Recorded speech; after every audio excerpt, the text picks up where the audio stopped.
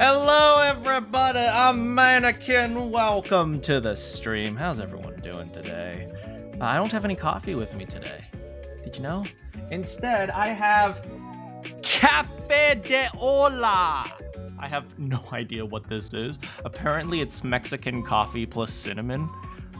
It's good.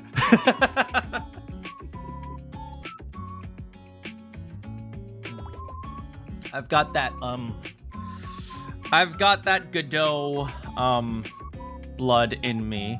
How's it going, Randy? How's it going, Bowser? Hello, everybody. We got Trucy in the thumbnail today. I don't know. If Maya was our burger, what is Trucy? I don't know. What type of food does she like? How you guys doing? Yeah, we're playing some Apollo Justice. I keep wanting to say Phoenix Wright, but it's not Phoenix Wright, is it? Well, it is kind of Phoenix Wright. Phoenix is like done with crap, and life has just destroyed him, and now he's a drunk hobo. He's a deadbeat. He's a drunk hobo. We still don't know who the mom is, but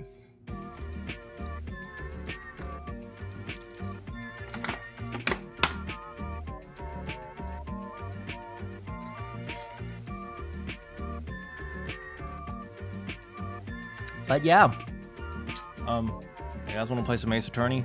Let's play some Ace Attorney.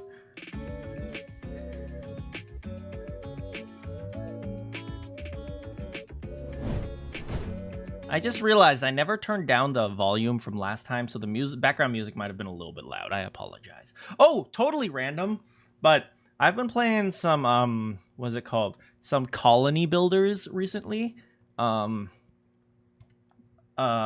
Like RimWorld and Dwarf Fortress. Have you guys heard of those games? They're essentially just building colonies and like defending your colony. And I wanted to pick up Oxygen Not Included. It's a colony builder by Clay, the same people who did Don't Starve.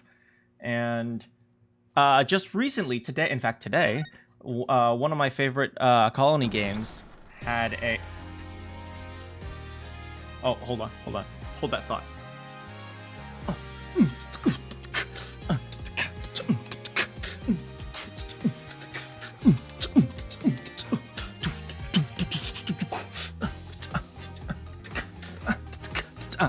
Sorry. Anyway, yeah, so one of my favorite colony builders called Frostpunk just came out with a sequel called Frostpunk 2. So if you guys like that game, go check it out. If you like those types of games, go check it out. Anyway, this game is not sponsored by Frostpunk. In fact, nobody has ever that's not true. But I'm not going to tell you who sponsored me because that's against the rules. Actually, no one has sponsored me. Okay.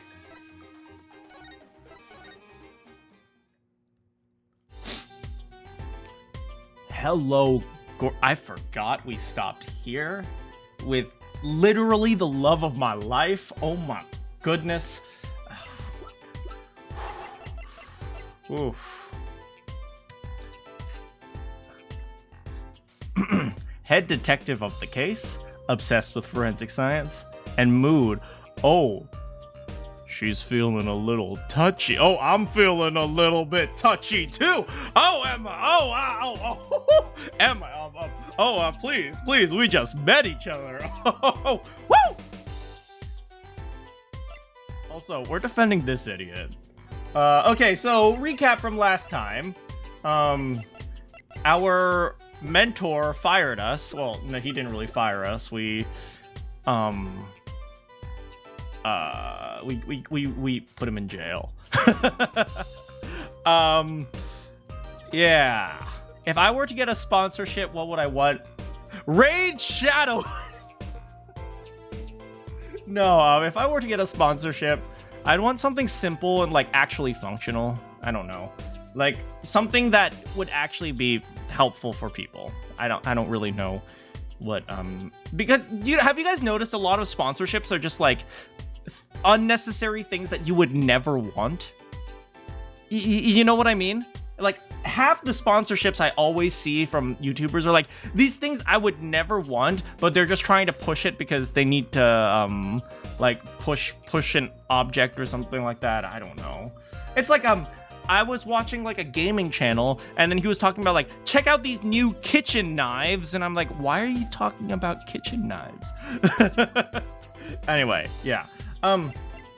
Last time we got our mentor put in jail, and now we've been hired by Phoenix Wright to solve the case of the guy who ran him over and Trucy's missing panties. Oh, and this guy's missing noodle stand, which is actually right there. Yeah. It says Ladoon, which I assume it would be Eldoon. But yeah, so we went to the scene of the crime. We met the Kitaki family, aka the Kentucky family, aka Colonel Sanders. And yeah, this is the wife of the boss, and this is her son, and he kind of looks like Naruto.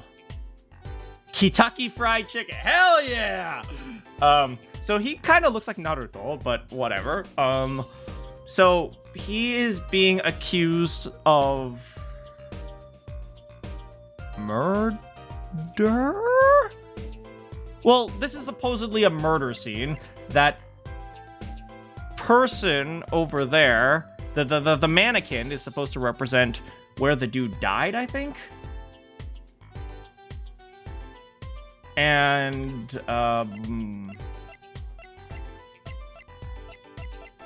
his name sounds like walkie-talkie. It does kind of sound like walkie-talkie. And yeah, so we found a bunch of things. First of all, we found my attorney's badge because I am an attorney. We found this mirror, and we found that the car that ran over Mr. Wright was in the Maractus Clinic garage. So is it the doctor that works there, maybe? Or like, I don't know, a patient? And then there's Eldoon's house, which is right next to the Maractus Clinic. And we found his noodle stand. We also found Trucy's panties in a car exhaust pipe. Yeah, we're not gonna think about that one too hard. We found this cell phone in the Maractus garage. Oh yeah, we never actually examined it. Yeah, and this is also a bowl from Eldoon's noodles. We don't really know what's going on. We really just got the request from Ali Tatiala, who is, I just want to say, hello, beautiful. I mean, your husband's about to go to jail, so maybe you want to find a new dude, and maybe I'm that dude. Wink. She seems very fashionable. Oh, I just noticed, she and Trucy kind of both have this like choker scarf thing going on. Look at that. Very, very trendy. She doesn't have a top hat though. And then we also met this guy, who I think might be Christoph Gavin's twin brother. I have no idea.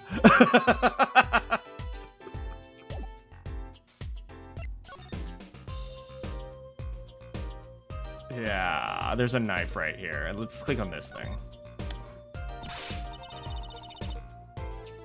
Hey there! No messing with the crime scene! But we need to investigate.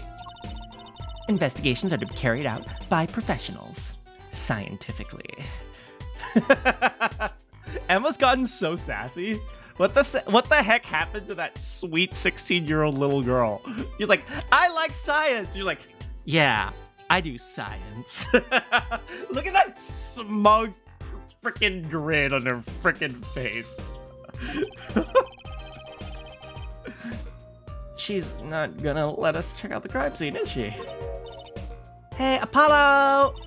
My very unscientific analysis tells me there's something here is very suspicious.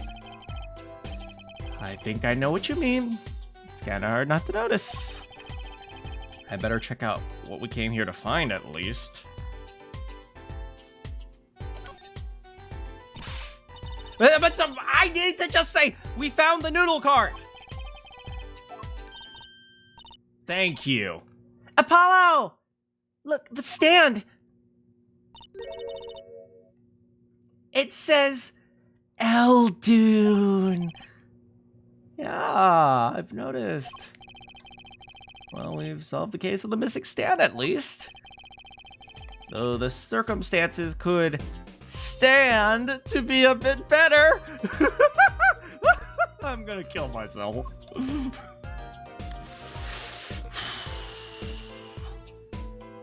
I guess we really can't investigate anything.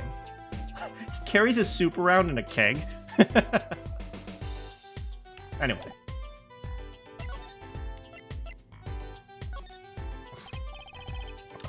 Detective Sky? Quiet, please. It's snack time.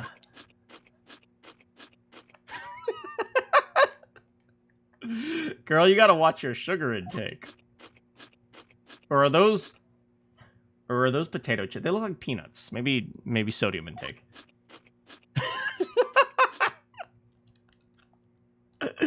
Is she a stress eater?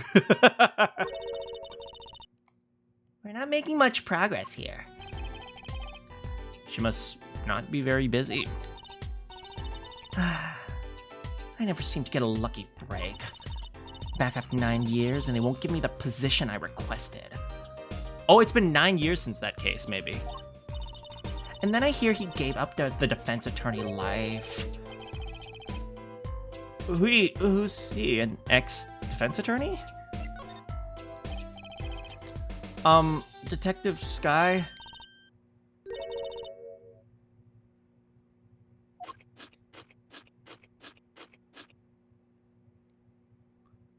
Can I have one? Can you think you can throw a dude a bone? Haven't eaten all day. Can I get one of your, what is it, chocolate covered peanuts? How's it going, Kiyama? Girl, please. Please. I literally cannot afford instant ramen, and the only person offering to feed me is literally offering to feed me a pile of salt. I need this. Please. I haven't eaten in 3 days. My dad won't feed me.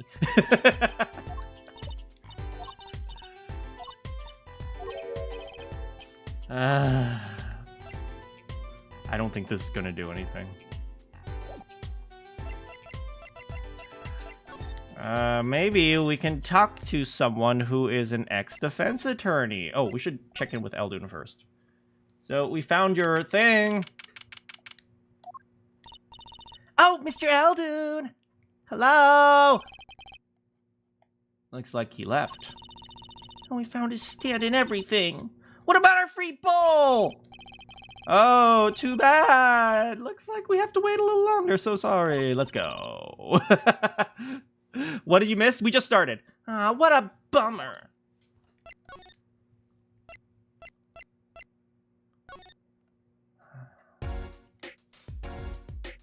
You didn't miss a thing. Hello. Oh, oh, can I examine you, girl?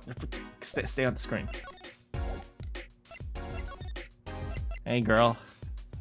I'm just saying, you know, ladies love gifts. Girl, I got you a present. What do you think? They're really nice, huh?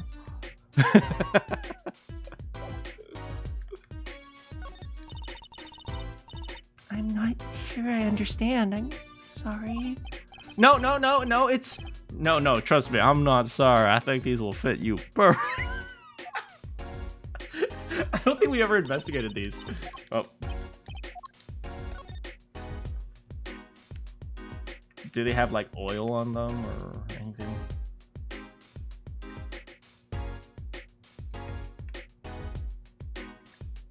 Okay, look. I am investigating these because it is necessary. God, I hate this! Something the matter? I was wondering if there was, like, a switch on these. Of course not! Huh. Mysterious. Oh, do you want to know the secret of my magic panties? No. Who uses magic? What? You have a hat! I also noticed that she's very card themed. She has hearts and diamonds, and then her, what is it? I guess she's not on the screen right now, but yeah, her symbol is a diamond here. I wonder if she has like spades anywhere, or clothes, or spades or clubs anywhere. Anyway, yeah, where are we going? Oh, right. Actually, we had to also investigate this. We found this cell phone. Ooh! There's a clock here. Maybe it broke, and then we can see the time. Look at this cute little watch strap. I want one. It's kind of odd, though. What is it? I mean, if you want to know the time, you could just look at the phone. Hey, you're right. Sharp, Apollo. Thanks. Finally, some respect. So what does it tell you? It tells me that it is... What is that? Wait. 12 is on the top. Okay. 12 is on the top. It is... 9:30? Is that right? Well, the owner of this phone doesn't think through the details, for one. They did drop their phone after all. I figured they were a little spacey already. Oh, good point. So this says 9:30 on it. Is that when your panties were stolen? This camera. Can we open the back? Can we turn the phone on? I don't know. Anyway. Were the panties stolen at 9:30? Do we know? Prop found in the exhaust pipe of the Miraculous Clinic. I don't know. Anyway, we're on the move.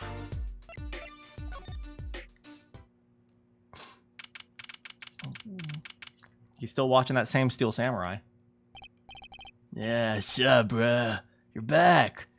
Run into some problems? Oh, Polly, didn't you want to tell Daddy something? Oh, me? No. I'm fine, really. What's this? So there is a problem, bruh. No, actually, there's no problem. I got a defense request. A defense request? That is a problem. I mean, I've given up court. I'm not a lawyer anymore. The request is for me! Oh, right. You're a lawyer, aren't you? God, Phoenix has become such a dad. He's doing that on purpose. So we met a very cute forensic investigator. I mean, I know, right? So, what about this defense request? Also, all dads are trolls. Okay, when you become a dad, every man is programmed with a dormant troll gene, which activates when you become a dad. Okay.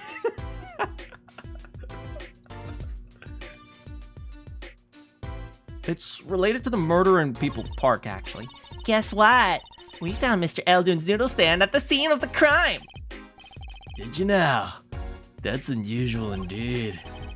Never heard of a noodle stand being used as a murder weapon.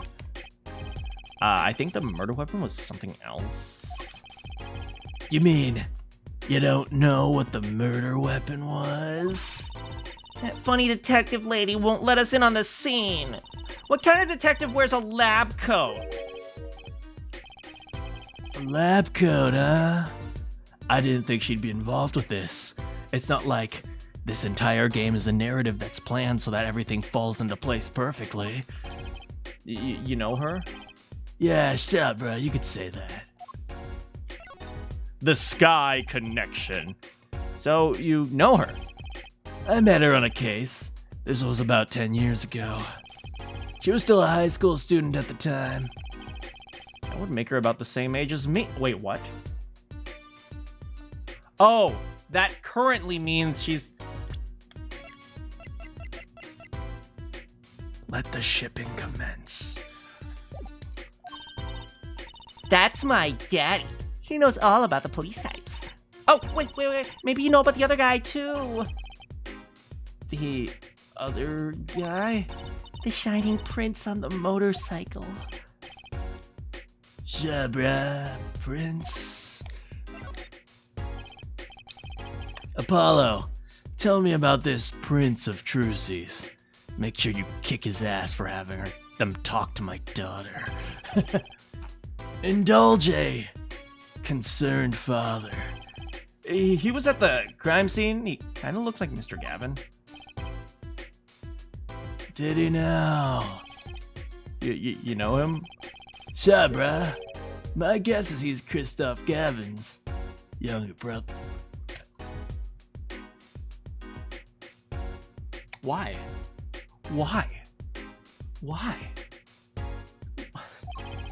His brother? We're acquaintances after a fashion. Clavier Gavin, rock and roll god incarnate. What? Clavier.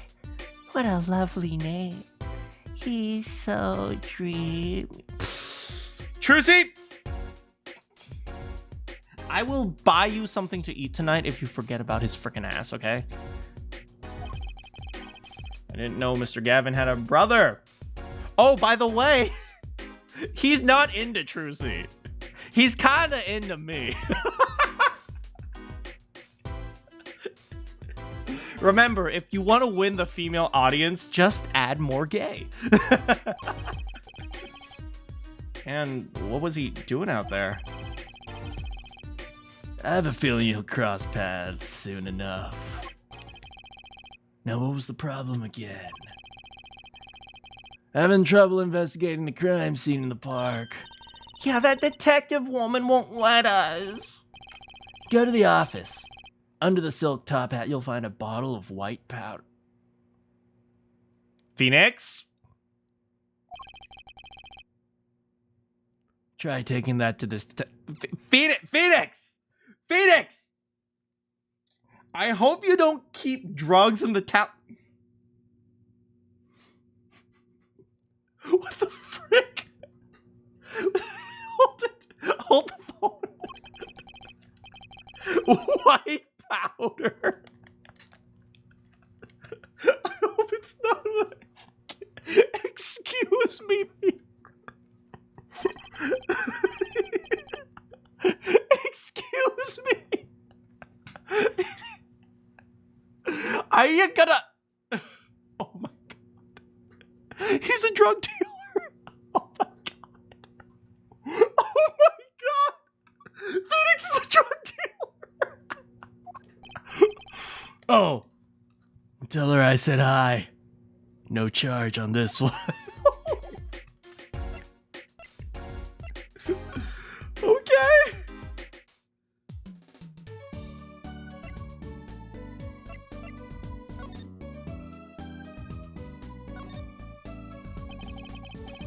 This must be the silk top hat.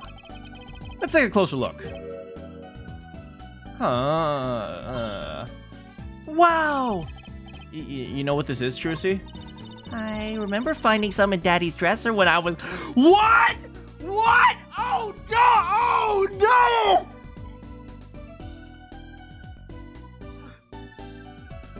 Mr. Wright!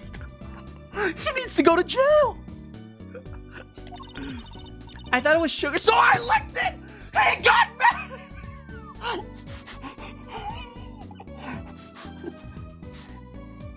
Mr. Wright... We need to call child service, like, what is it? What, child protective services? We got a CPS up in here. This is getting more and more suspicious. Oh no.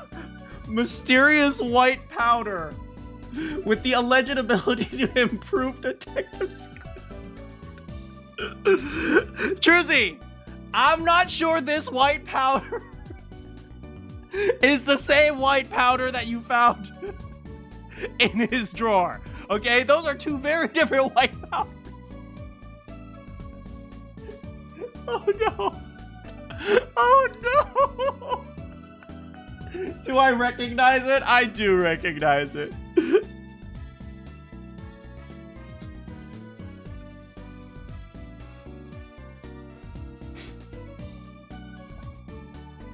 Yeah, no, he's absolutely... Okay.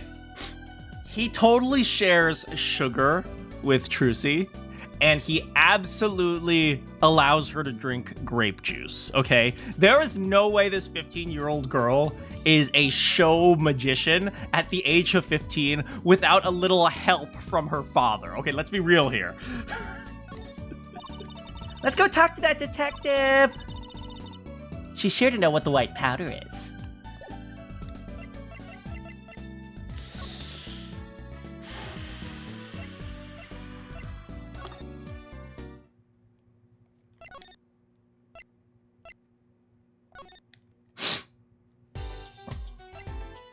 Hello.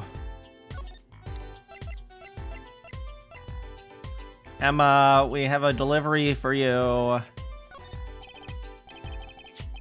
Does this ring any bells? Is that... Oh, it couldn't. Where'd you get that? I brought it from the office. You work at the Wright & Co. law offices? Yeah, sort of. Detective Sky? How do you know my daddy? Daddy? I didn't think you could get any. I'm sorry, who did you say you were? Trucy Wright, Phoenix Wright's daughter. What? Mr. Wright has a daughter?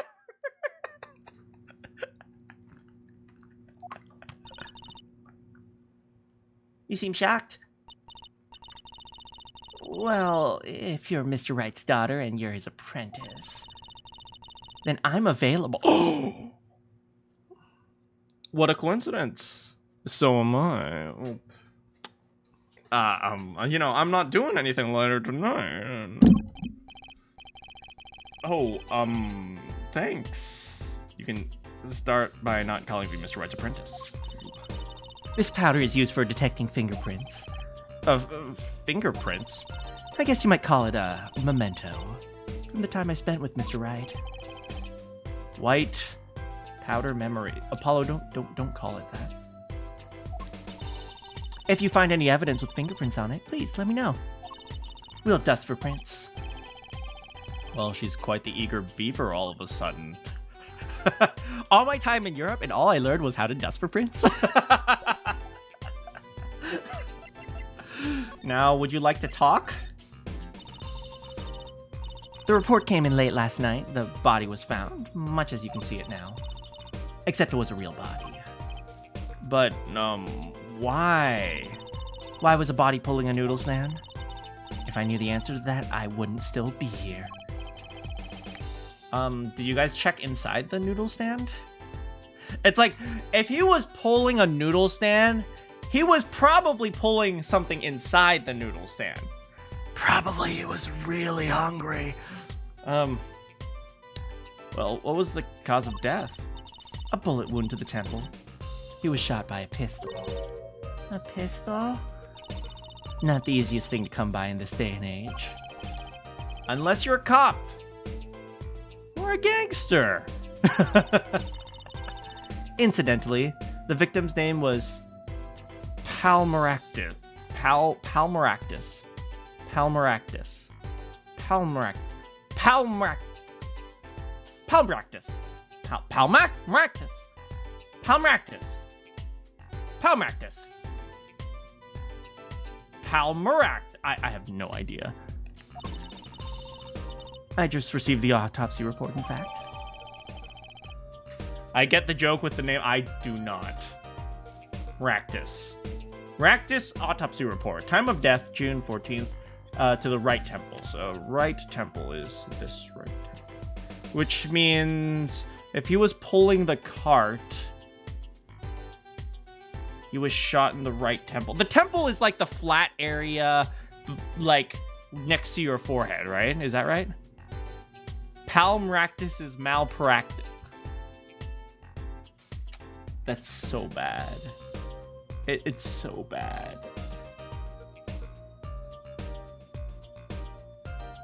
I mean, he was a mob doctor, right?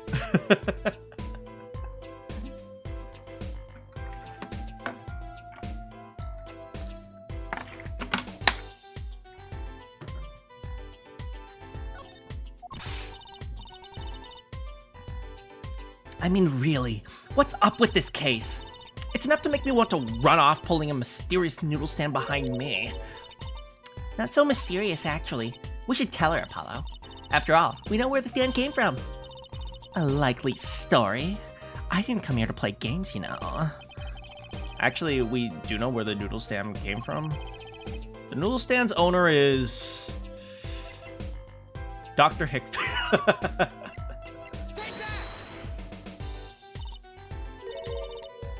Who's the old guy?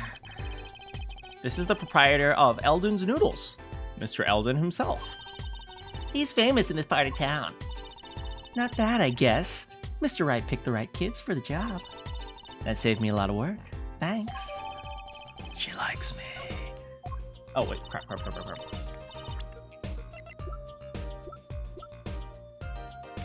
How do we investigate? Oh, hey. Okay, let's see. So first of all, we know Mr. Eldon was very salty and very soupy. This is my favorite detail on the Eldon's noodle card. Menu: ramen, rice ball. He's got the Eldon card. Is this like a bicycle wheel? Oh, wait, crap. How do I? Come on, freaking 3DS. Was this a 3DS game or was this a normal DS game? I think it was a 3DS game, right? Freaking 3DS. Is there anything down here? No. But there's like a stand. Oh, I see. So this is where he serves the noodles, and this is probably where people eat, except, yeah. 3DS game. And then this is napkins. Or no, this is probably chopsticks. No, chopsticks are here. Napkins are probably here. There's a bucket here. I guess that's where he puts the money. How do you get the bucket in there? Anyway, besides the point. Oh, noodle. So Eldon. Noodle. Oh, you can even click on noodle. Look at this, Apollo! Mr. Eldon spelled his name backward on this.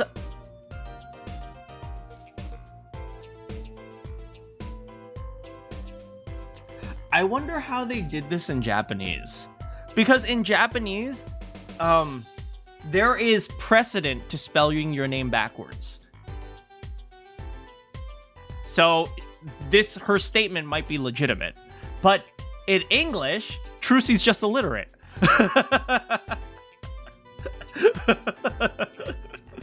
How's it going, Ivy? I think that says noodle.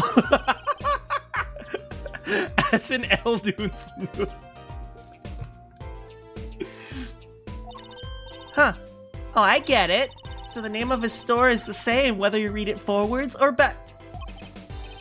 Yeah, I guess it would be. Well, except for the last S. Then how about a store called Team Meat?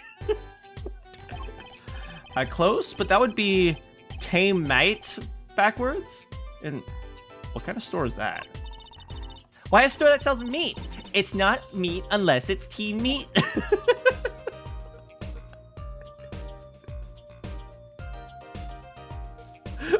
What? Oh, I miss these stupid conversations, man. I love it. Alright, there's nothing interesting about this other than... Right temple, guys. You guys didn't answer my question. Right temple is the flat part, right? Is the flat part between your forehead and like your side of your head. It's like almost at the side of your head. It's like right here, right? I think it's like this part right here.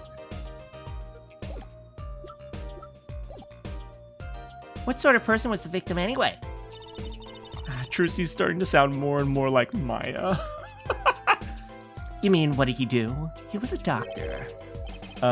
Doctor? Oh, right, Maractus. Yeah, it's the clinic. I said he was a mob doctor, but it didn't make the connection that he was literally this specific guy. Like, the clinic is literally named after him. We'll still never get over Clavier walking up to the man who got his older brother arrested and started flirting with him. My man is a freaking icon.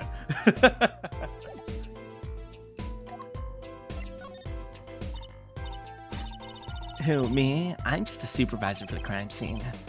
Detective Sky. There's a lot of love in that. I was out of the country for a while.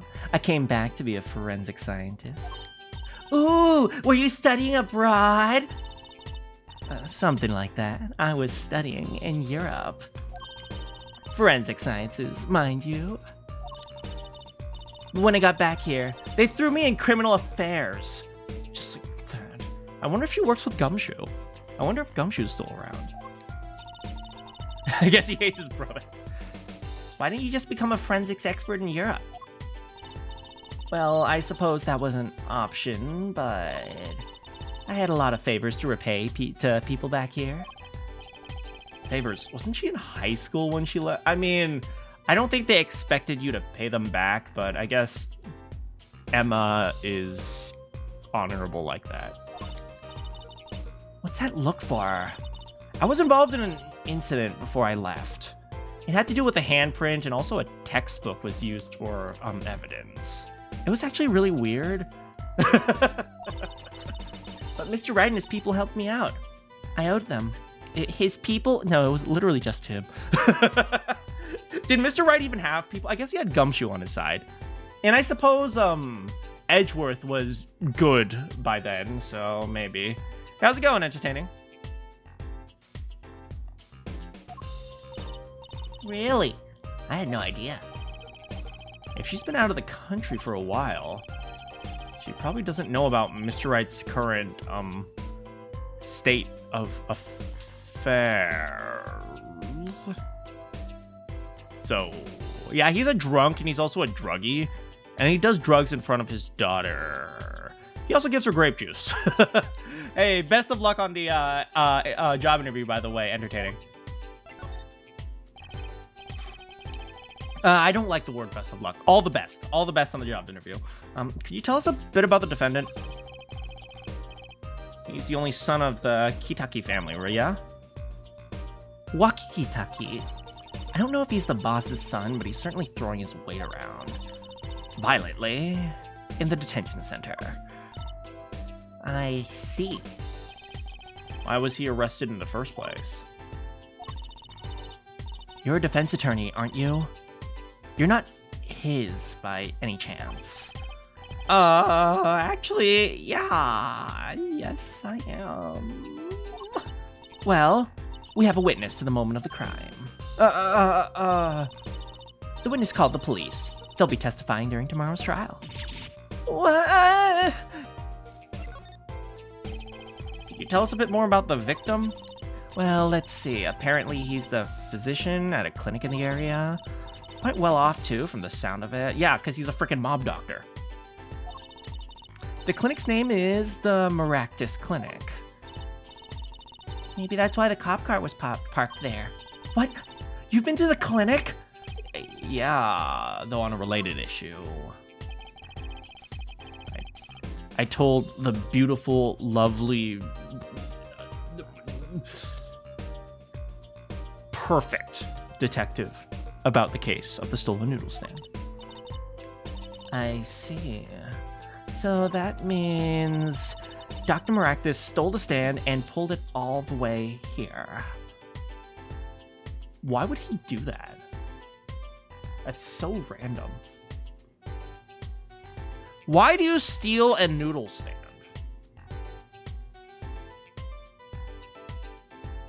Why do you steal a noodle stand and then pull it to a local park? I mean, I would understand if he was trying to sell noodles, but he did it in the middle of the night. Nobody would be buying. Like, I totally get you pull the noodle cart here and then you sell noodles to any passerbys. That kind of makes sense. Did you look inside the noodle stand?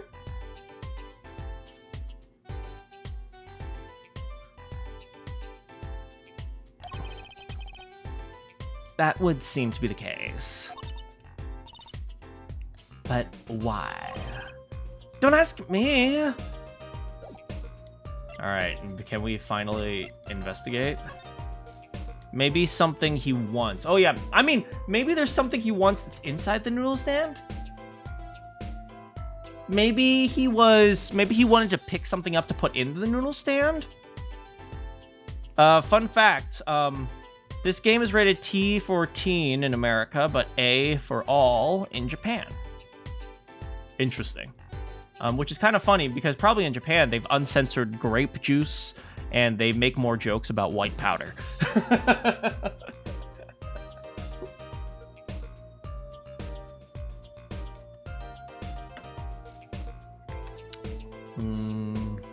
What should we check first? We'll check the police thing. This mannequin's dressed up to look like a police officer. I've seen one at the station, next to the Blue Badger. Man, the Blue Badger's ugly.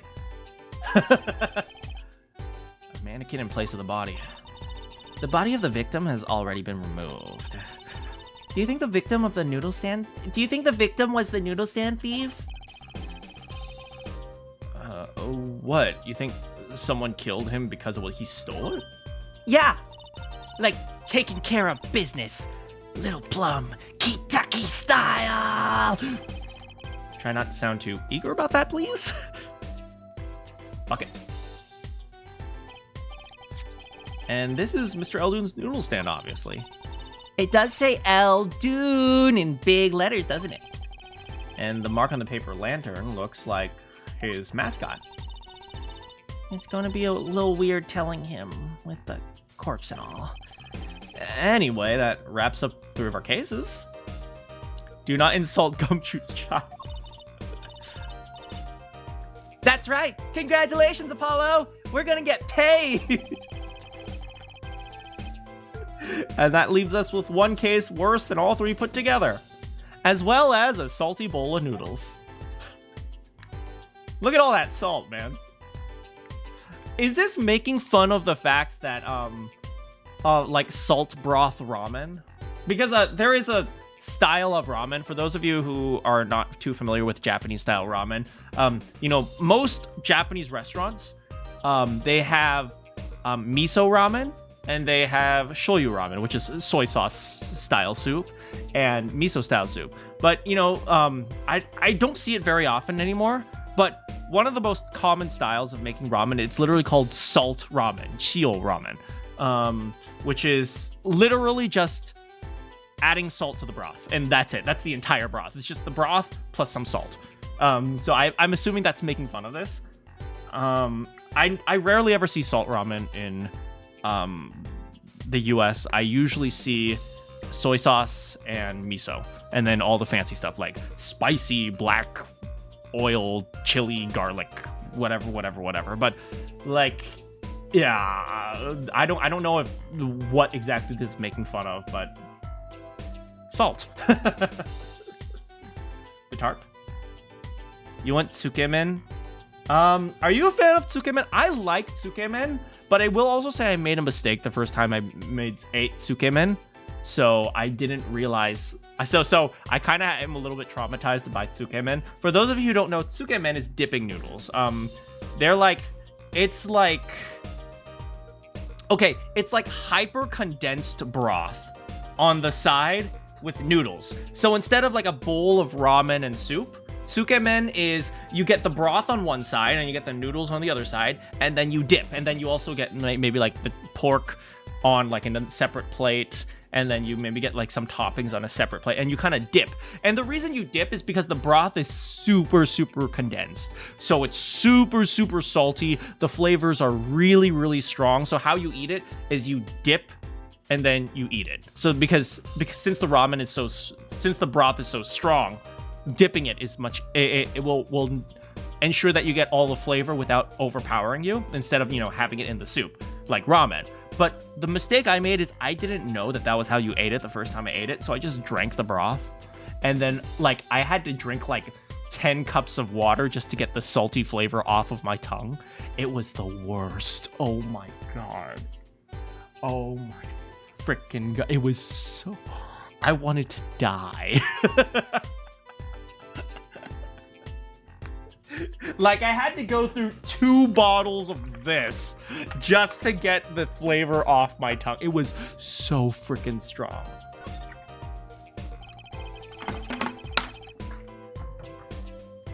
Blue tarps have been placed on the ground around the stand. I thought you were gonna have it poured on the new. No, it was even worse. I just drank it. Apollo, I bet the victim was going to have a picnic.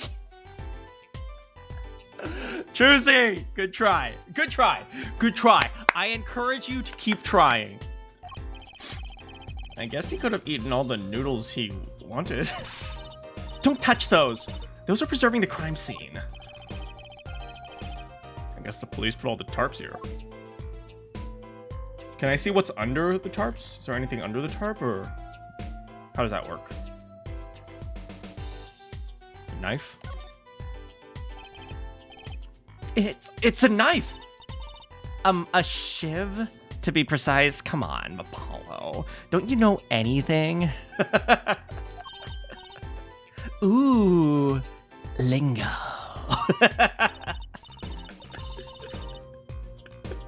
The defendant, Waki Kitaki, is the son of known gangsters. The police are assuming this belongs to him. Wait, but wasn't the murder weapon a pistol? Look, there's a handprint on the shiv. A handprint. She starts salivating. Then there might be a fingerprint. Get the powder. Get the powder. Oh. Let's investigate. Right. First, choose the fingerprint you want to examine. Choose a fingerprint? Look closely at the handle. Why are the fingerprints oily? See, there's more than one fingerprint here. Those black spots. That's right. Pick the one you want to analyze. Not that one. Gee! I wonder which one we should analyze. I wonder.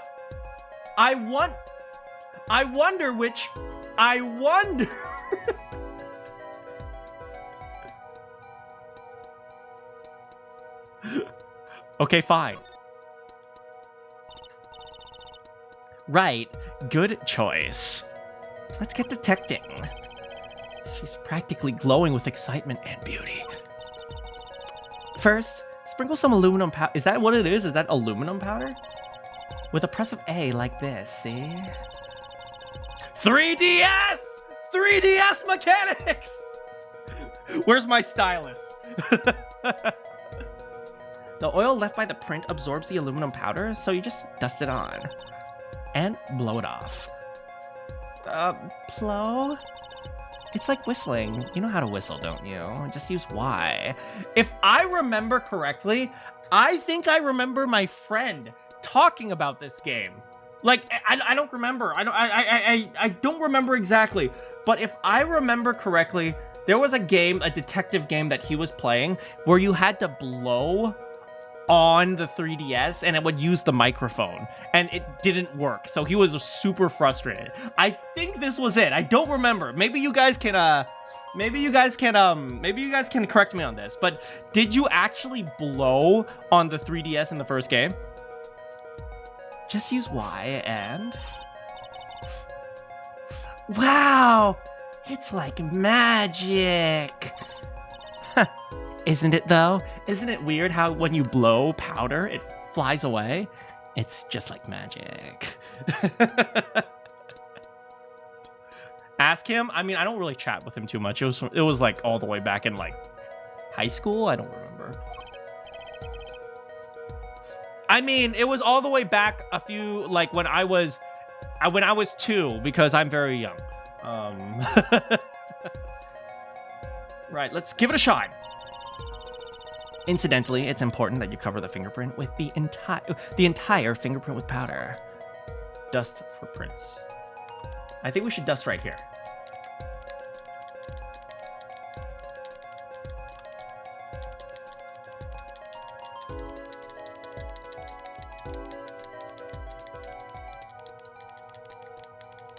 we're gonna make sure we cover the entire finger.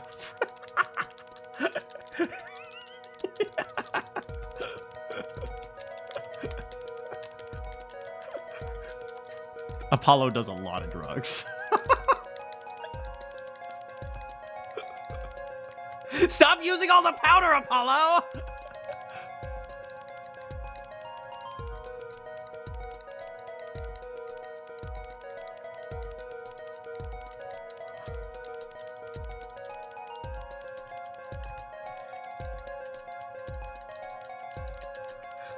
Guys, you think I got it? You think I got it, guys?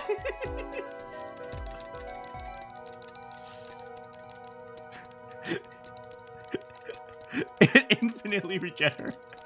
Wait, no, I don't think I got everything yet. No, there's still some down here that I need to get. Oh, up here. Oh, no.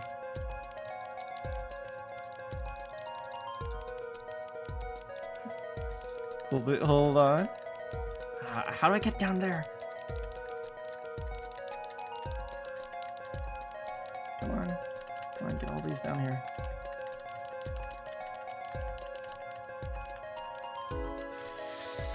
Okay, good.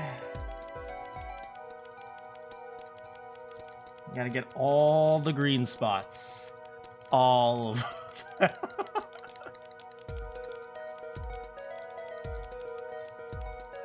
My finger, my arm is getting tired from pressing it.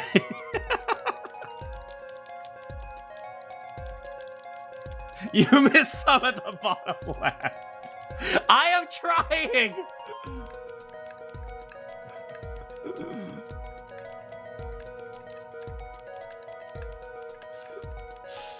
There's still some green right here.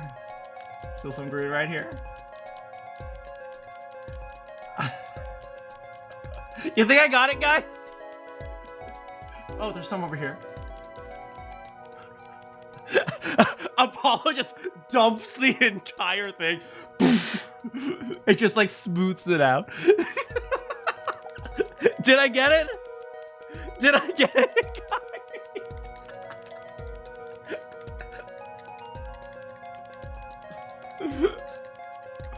I don't know. I don't think I dusted it.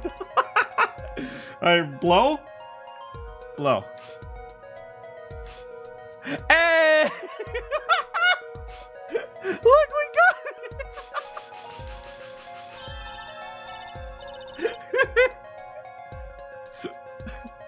it. Good. Clear. That was literally all the powder, Apollo. We can't test for any more fingerprint.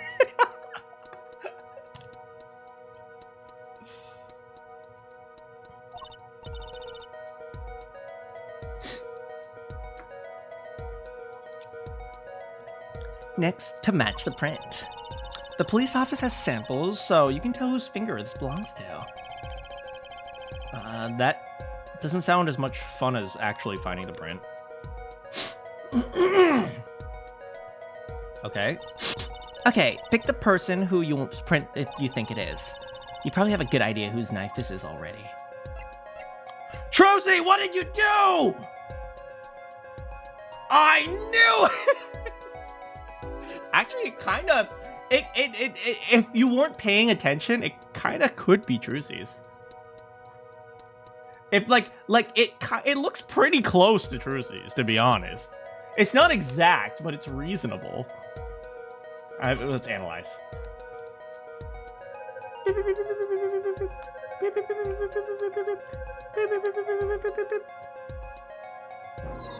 Nope, not Trucy.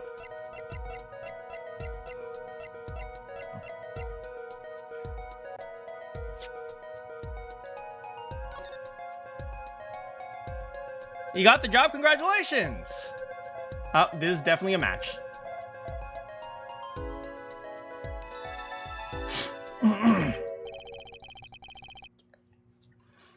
So the fingerprints do belong to the defendant. Yeah, isn't it amazing? The power of science. It's my life. Apollo, She is really weird. No one likes science. Yeah, I hate science. Look sharp as spirits up. The real fight is yet to come. Chin up, Polly! The trial hasn't even started and I'm losing.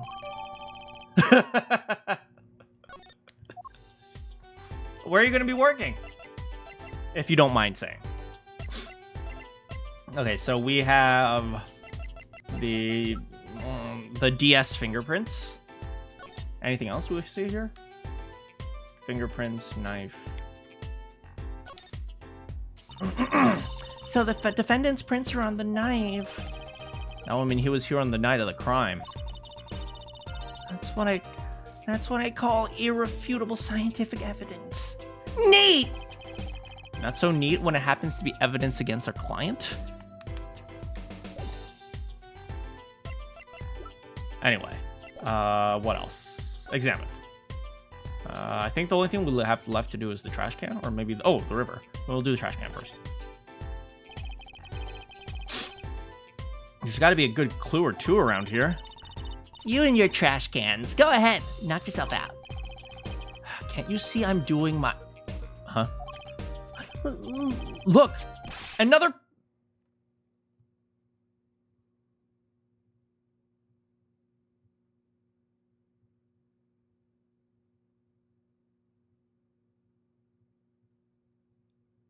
Great. Great. Great. Great. Remember when Apollo said Trucy's underwear and Miss Kitaki's underwear couldn't have anything related or anything to do with each other?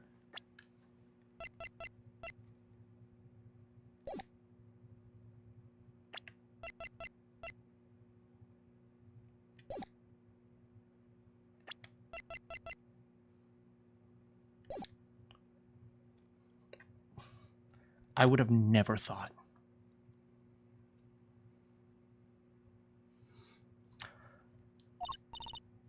Wow, Apollo. You're a genius at finding panties. Thank you, Trucy!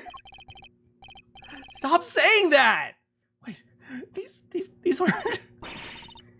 They're not mine. Could these have been stolen too? Distinctive bloomers. I wonder whose they are. So, have you met the defendant? No. Visiting hours at the detention center are almost over. You might want to think about wrapping up here and heading over. Good idea. I don't know what good it will do. We have a witness. We have a knife with prints. Have I mentioned I've got a bad feeling about this? Don't worry, it's like a right tradition. Some traditions I can live without.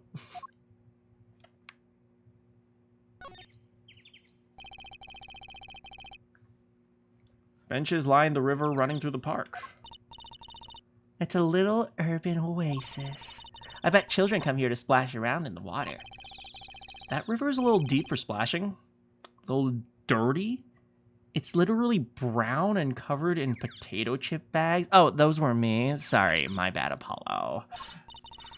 Thank you, frickin' Emma. I love Emma. Well, they could listen to the water and pretend they were playing. All right, well, first of all, we gotta head back to Kitaki and deliver some panties. Miss? Miss! We have your underwear! Ma'am? Ma'am? An impressive gate befitting of Kitaki Mansion. Look at the nameplate! Kentucky! All they had to do was add a chicken here. It's so cool! Short and blunt like any good gangster. Ooh, let's change our name. How about... Wow! Maybe that's too short and blunt. What do you think? No comment. Wow! How do we go? I guess we go to the agency first? Wait, we have to examine underwear. It's got a nice little bow.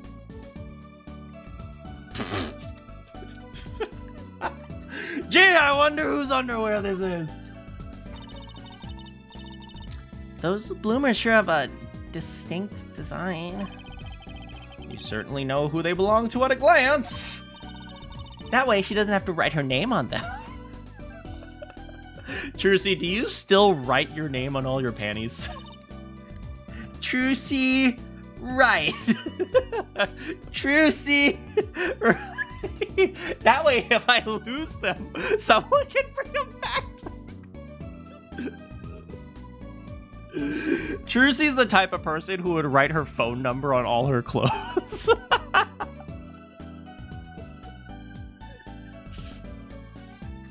I found this giant pair of panties with a phone number on them. Oh, those are mine! Thanks! I would think that writing your name would be easier than drawing a plum blossom. Can we deliver them?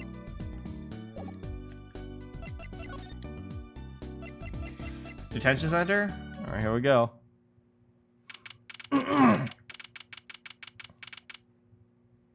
June 15th, detention center. Sorry, meeting hours for the day are all done. But we still have 3 minutes. I'll put in your request, but don't expect anything.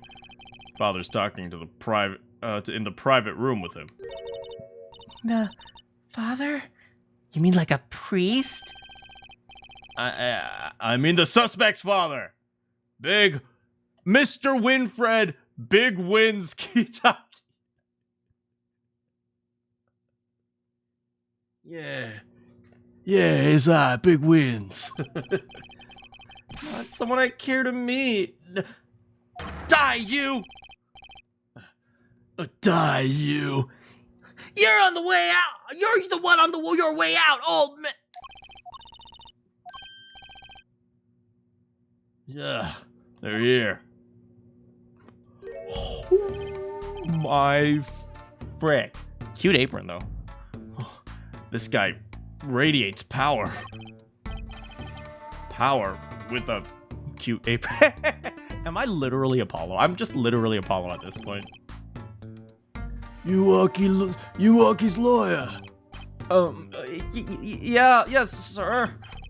Well, I'm Big Wins Kitaki, fourth head of the Kitaki family. Capiche? He's Italian again.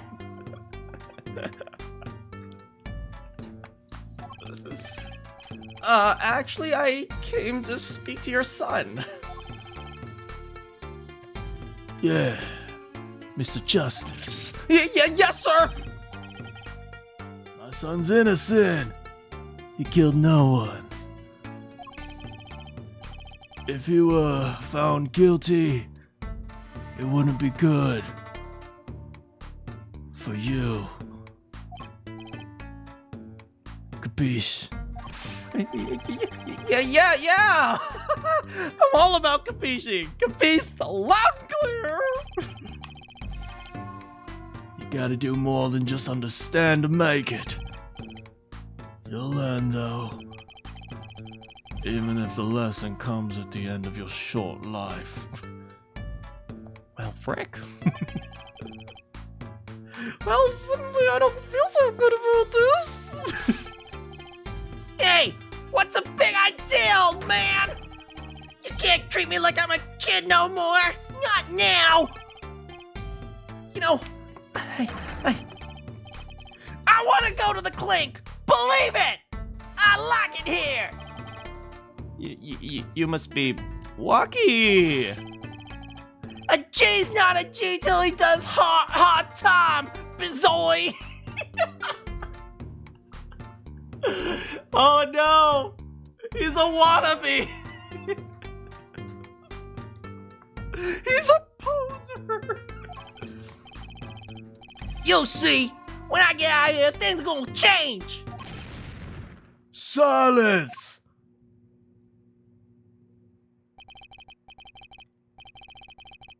My apologies, Mr. Justice. You're usually such a nice boy. Forgive me if I have a hard time believing that. Ha! You can't take me under your wing this time, old man. Believe it! You heard me. I don't need no trial. I did it! I think that's enough for today, Mr. Justice. You can come back to my place. I'm making meatballs. And don't let me down tomorrow.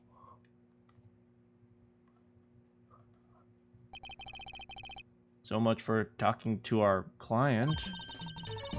But we got free meatballs. We even found my panties. I had fun, at least.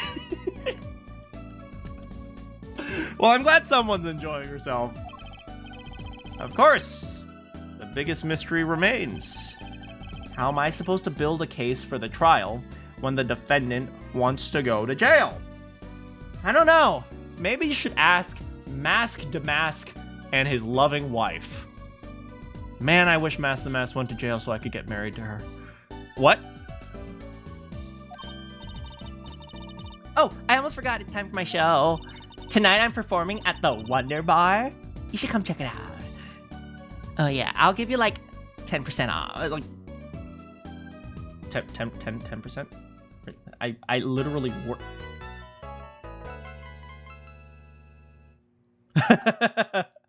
Mask start. Shut up, Maya. Maya, ah! Even when she's not here, she's still here.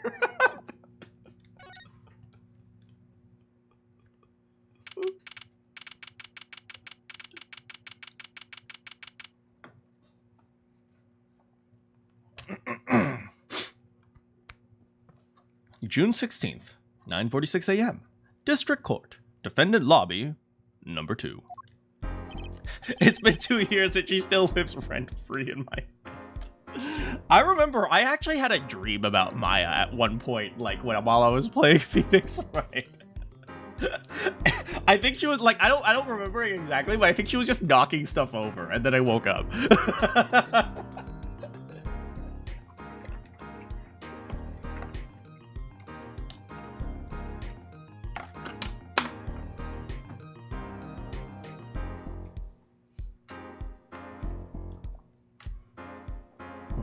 Huh.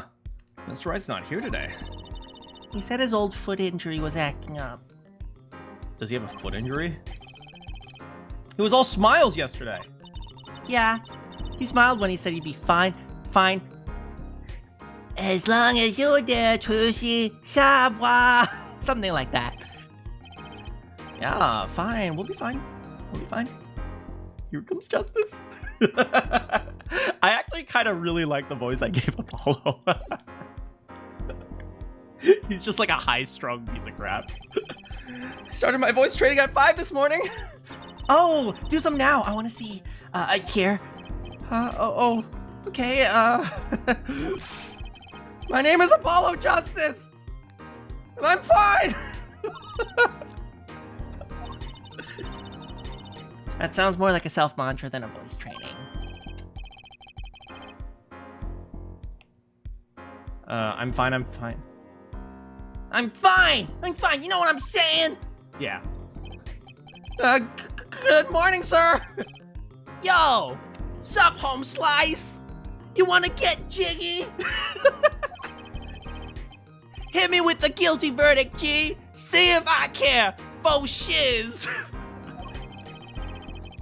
You hang loose and let things go with the flow, you know what I'm saying? Believe it! No, not really. I love how, he has the blue badger and it says like a $10 wanted sign. It's a $10 wanted poster. What if he had a somewhat Italian accent? I have no idea. He's kind of like a wannabe gangster. It's like this guy is like the old school mafia gangster or like Yakuza gangster. And he's like the new kind of like, you know, like kind of like loudmouth style gangster. You know what I mean? Lucky, don't be running your mouth like that in here. See? That's the difference between you and me, old man. I ain't afraid of the pigs. Real G's can't keep it real till they spend some hard time in the pan. Believe it! You have absolutely no idea what you're talking about, boy. Sounds like they've both been voice training too, Apollo. My worst fears realized. The trial's starting, and I haven't even had a real talk with my client, who thinks he's a ninja. I'm gonna become Hokage after I get out of the clink, Dad! What?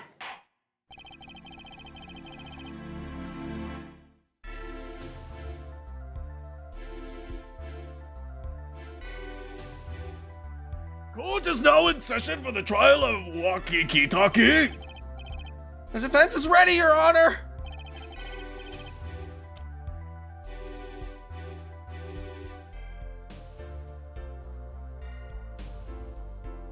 Somehow, I don't think I'm the target audience of this game anymore.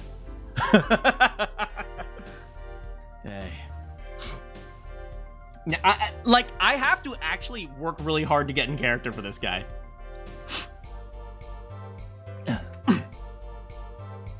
Ready to rock and roll, Hair Judge. It's him, guy from yesterday. I'm joining the prosecution by Apollo. It's Mr. Gavin's brother. Long time no see, Prosecutor Gavin. Did you know your brother's in jail? Yeah, whatever, bruh. Were you taking a leave of absence? You know that little band I started in my free time? Well, we got real popular. I'm rich and famous, and I'm well loved by the ladies. Literally everyone wants me. I have like 7 platinum records. It's like, man, my life is so hard. My life is... it's so... You don't know how hard it is being rich and famous and loved. Expectations, man. Oh, jeez. Everyone expects you to be perfect all the time just because you're perfect all the time. It's the worst.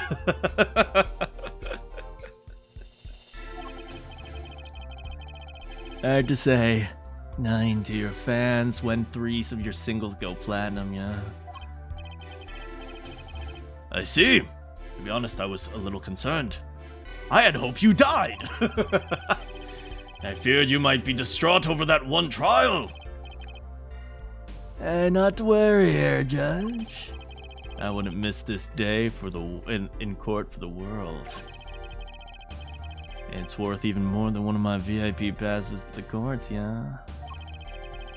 How could I pass a chance to see the true strength of the cute, very handsome, kinda hot little boy who bested my brother? Oh, you mean me?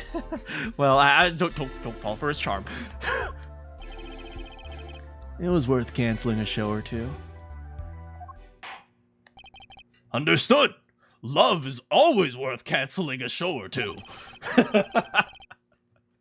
You may give your opening statement to the courts. How's it going, Nancy? Before that, I was thinking, is the air in this courtroom not a bit serious? It is a court of law, sir. That's no way to get the crowd jumping here, Judge. They're not supposed to jump. This is a courtroom. Achtung, baby! Today we play it my way. Oh no.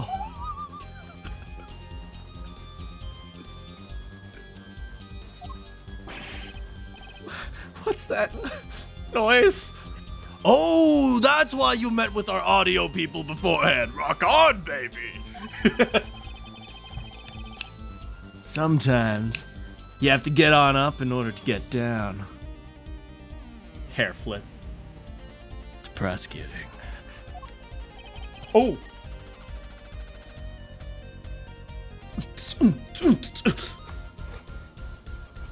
Ay! Ay! Ay! Ay! Ay! Ay!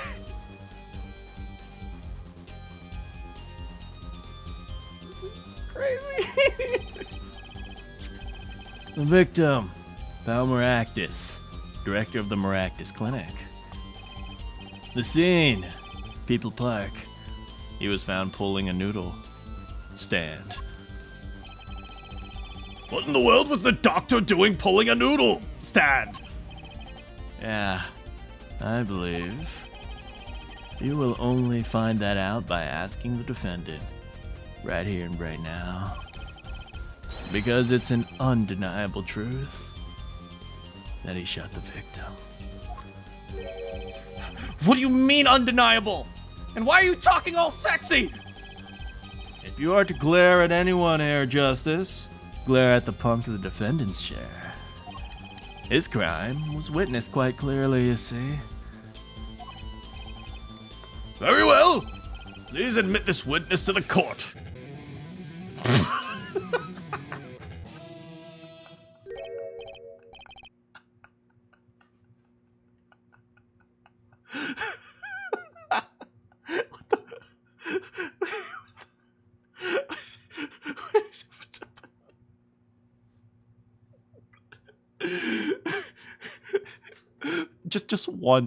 Just once, can we have a normal case?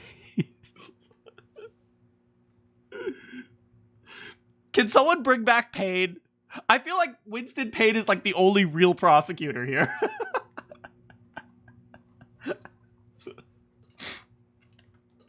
Nine. Not yet. First, there's a little matter to be cleaned up. Could you talk without the accompaniment? I swear, I could see the guitar for a second. What is it, Prosecutor Gavin? The motive, Air Judge. Why did that little punk do it? Why do you kill the director of the Maractus Clinic? Not so fast! The defendant does not have to explain that. Something, witness, something, testifying against yourself. Oh? But what if the defendant specifically requests to do so? As he did this morning. A normal court. A normal trial? In Japanifornia? No way!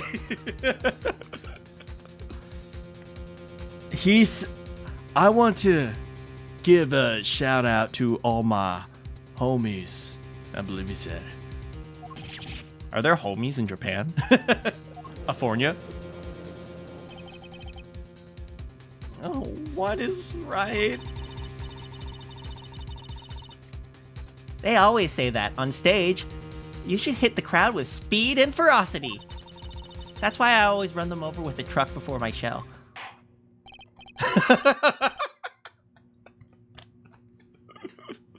Well, this is highly unusual, and the magician just admitted to manslaughter, but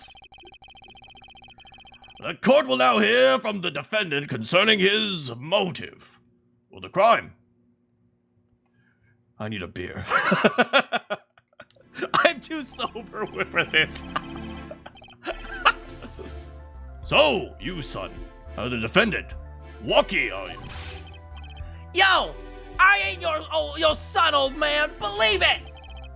You step to a kitaki, you best prepared to step strong, boy. You step to a public official. You best be prepared to step into jail. You gotta hand it to him. Waki sure got guts. It's not his guts I'm worried about.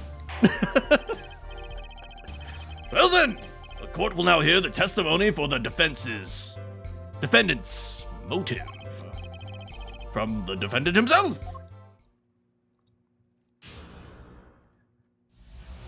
I wonder, every time the judge is like presiding over like a trial, he's always like, Okay, here is the case for defendant A. Is the defense Oh no, it's Phoenix Wright again. I wonder how many times he's done that. And now it's going to be for Apollo Justice.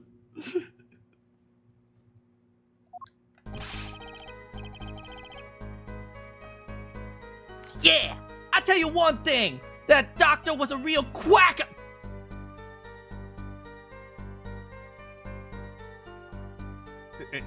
QU. That was not a slur. That was not a slur. Someone had to show him what's what. Believe it. I was in a clinic about half a year ago. He messed up my ops, something bad. And then he just lets me go without a word. See you later. Bye, Felicia. So I gotta go in. Get another doctor to patch me up again. That was the day I done figured it out.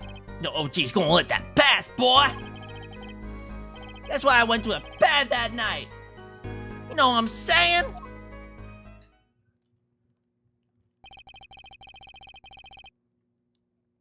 You were saying you were one of the victim's patients. Lots of stuff goes down when you're keeping it real on the street. True that. He's such a poser.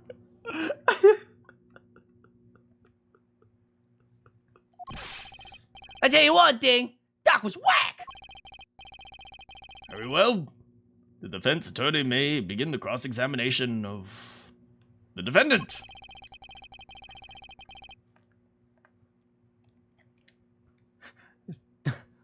Turnabout determination.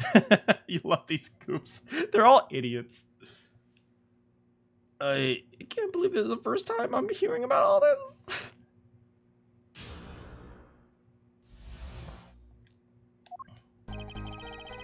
A doctor was a real duck.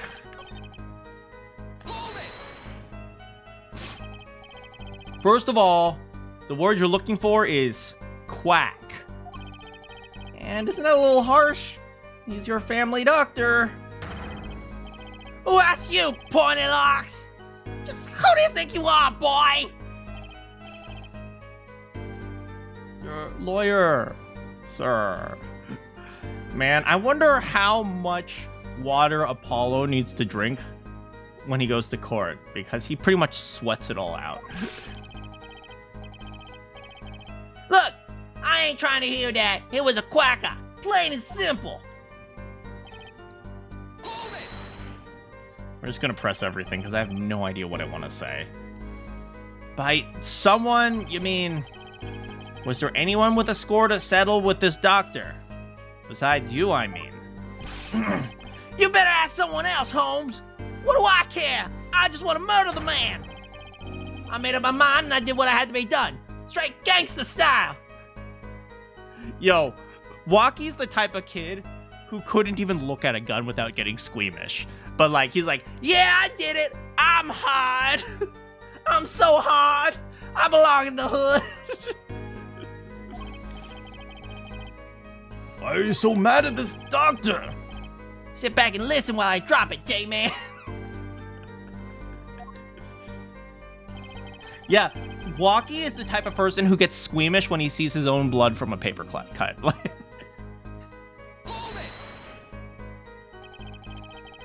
So you were a patient at the Maractus Clinic half a year ago. What reason? I had what you might call a mark of honor. What, someone cut you up? Can you explain precisely what was wrong? Yeah, we had a little run-in with the rivals. The rival family is called the Rivals family. That's when I pulled a jack move. You got shot. And ran into an ambush. G busted a cap right in me. According to my sources, you couldn't stand the stress of waiting. And ran in 15 minutes before the appointed time. By yourself. Hey, I was more than a match for those guys. So you were carried to the Maractus Clinic from there? Okay, I'll tell you guys something interesting. At quite a few hospitals, especially hospitals in like dense urban areas, there are a lot of gangsters, right? There are gangs in urban areas, obviously, right? And in especially in LA, that's where my sister works, at one of the hospitals in LA, and there is something called, I'm not sure if it's politically correct to call it this, but it's codenamed something called a homeboy drop-off. And it's a thing that actually happens. And so when gangs get into shootouts, right? They have, they might shoot each other, and like a gangster can't really go to a normal hospital or like a normal like doctor and explain the fact that he was shot. So what some gangsters do is they take the guy who got shot and they just leave him in front of the hospital, and then they drive off because they can't stick around because, they're gangsters, and, they don't want to deal with like the emergency forces because part of that is the police. So they take the guy who was shot, they just leave him at the front door, and they get out. And the person who was shot, usually, like, you can't just leave him there. So the doctors take him in and they operate on him because that's what you do. And that's a legitimate thing that happens in urban areas. It's called a homeboy drop-off. And it's actually a very dangerous thing because when you drop them off at like the public hospital, for example, rival gang members might come and try to kill him. So yeah, there are a lot of emergency procedures that you have to they essentially go into lockdown when a gangster gets dropped off like that, because you expect maybe rival gangs to come in and try to like finish the job or something like that, or you may like expect like actual you might actually expect like actual like people to cut like other gangsters, or some nasty stuff can happen. So it's legitimately like it's this type of thing. It doesn't happen in the same way that the Yakuza have this mob doctor thing, but yeah, gangsters have a very interesting way of using healthcare because they can't always use it in the most normal way. So yeah.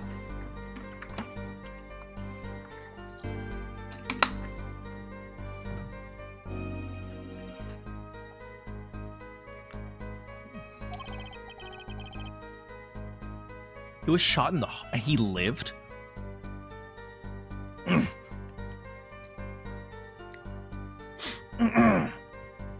Apparently, he was shot in the heart.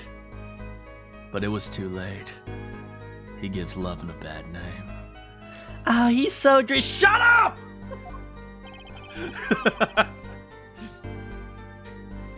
Shot in the heart. He's still alive. He's just like me. I can catch bullets between my teeth, but I never learned how to catch them with my heart.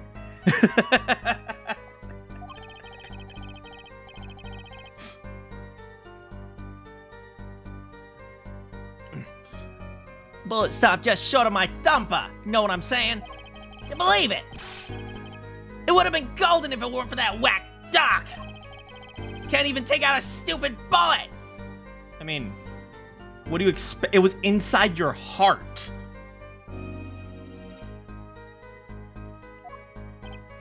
You have a feeling Waki is bluffing? I mean, it wasn't Waki who said he was shot in the heart. It was the prosecutor, so. So, as you say, the surgery was a failure. That ain't all of it, Holmes. They just lets me go without a word. See you later. Bye. No, whoops.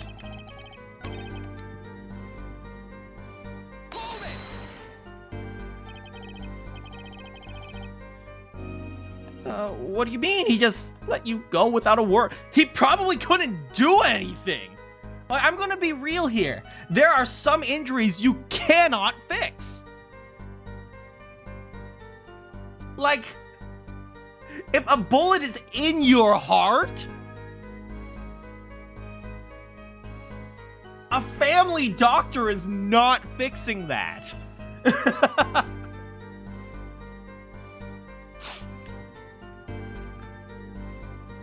What do you mean he just let you go without a word?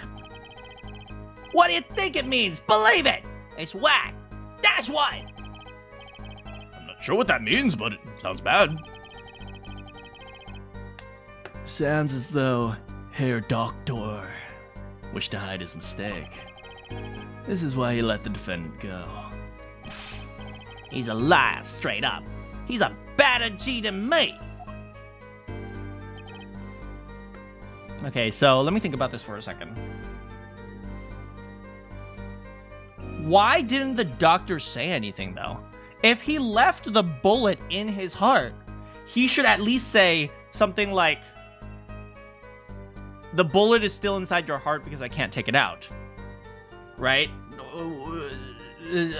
But did he just say like, oh yeah, well, whatever?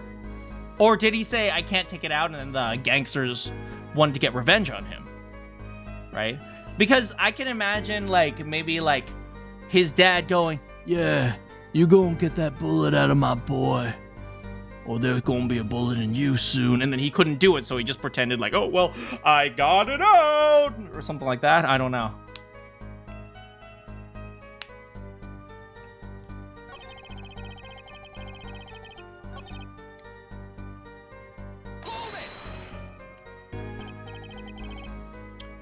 So this bullet is still... You know it! I can still feel it!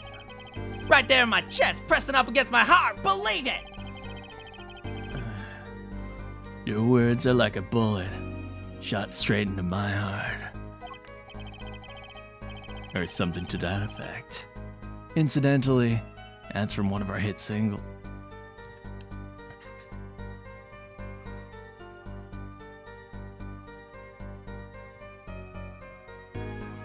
I can't with this man. I can't. Well, that sounds like a straightforward case of palmractus. Ha ha! Ha ha ha! Thank you, Judge. Word, J-Man! Wasn't no accident, that's for shizzle!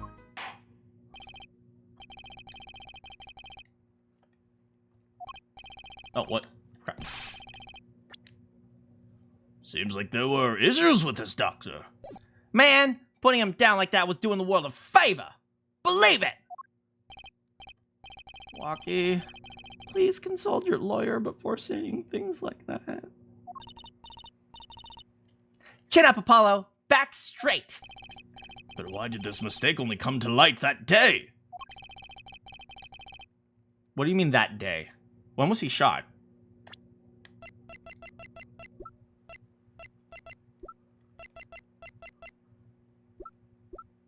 Alright, well, we'll keep going for now. It was found during the family health checkup. Family health check. Oh. Yeah, that was the wackest thing of all. Us G's lining up taking eye exams and all that. Believe it! Better to die young than fade away, bizoy! A relief to hear. What's a relief? Oh. Did your father not tell you? That bullet you carry so close to your heart, if not attended immediately, it could kill you. What? Yeah. Herr Dr. Maractus had knowledge concerning the ticking time bomb in you. Knowledge that could have saved your life. No way! This whack! There's the proof. Your checkup report.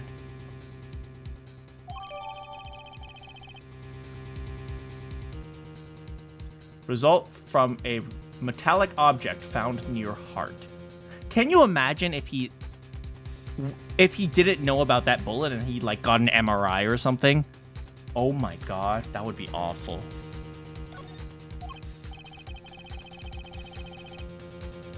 How ironic that you'd kill the one man capable of helping you. You're almost as careless as he was. Well, butts. Well, butts. Well, butts. Now that the place is hopping, let's get this gig started. Started?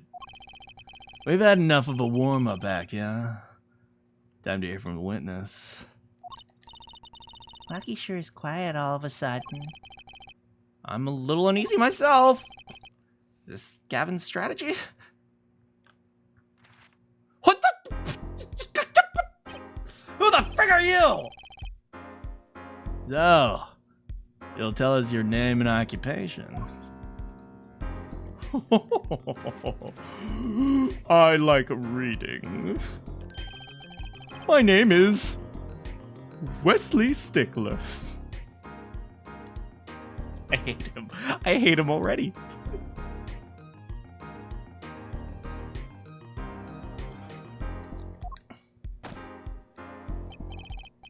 By occupation, I make you think you make some profit that supports a livelihood on which confess to being unemployed. However, we must acknowledge that the meaning of identity, which is commonly attached to the notion of occupation, and once we have accepted this reality, we see that our confusion is not just salts per se, but what instead decides the vagueness of the inheritance of the threat.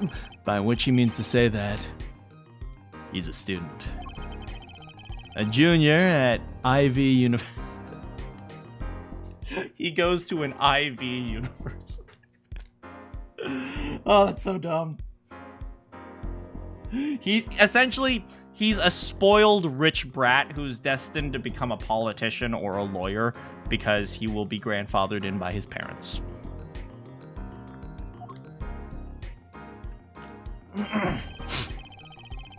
Yes. In the Department of Science and Engineering. Okay, or he's going to become a CEO of a tech company because he's going to be grandfathered in by his parents. Nepotism, everyone. Filled with curiosity for all things, I spent my days in the pursuit of truth, honing my... I'm here, Stickler. Please direct said curiosity to the case at hand today. Very well, Mr. Stickler. Please testify to the court about what you saw at the night of the crime. You ask. But quite simplistically, what I saw, what I understand, was two Homo sapiens that designed to receive, interpret data, sending images in form of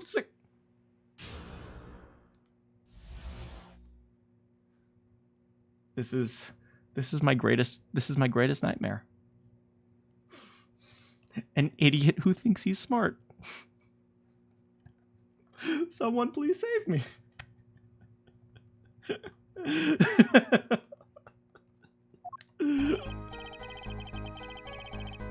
That night, I passed through the park on my way home from shopping, and that was when I saw them.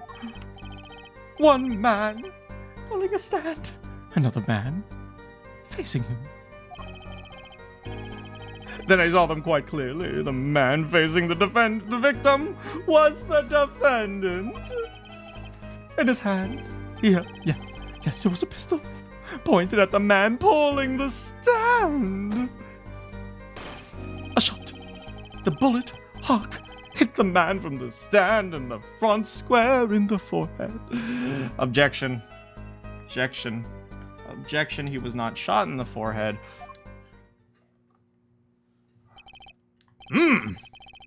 Was there anyone else in the park at that time? I can say with 100% accuracy that there was not. The pistol our witness refers to is this. The court accepts this into evidence. Weapon left at scene. 2 rounds were fired. Fingerprints were wiped. Very well, Mr. Justice. You may cross-examine the witness. Yes, Your Honor. Trucy, why are you staring like that at the witness? That man? I can't help it, but I feel like I've seen him somewhere before.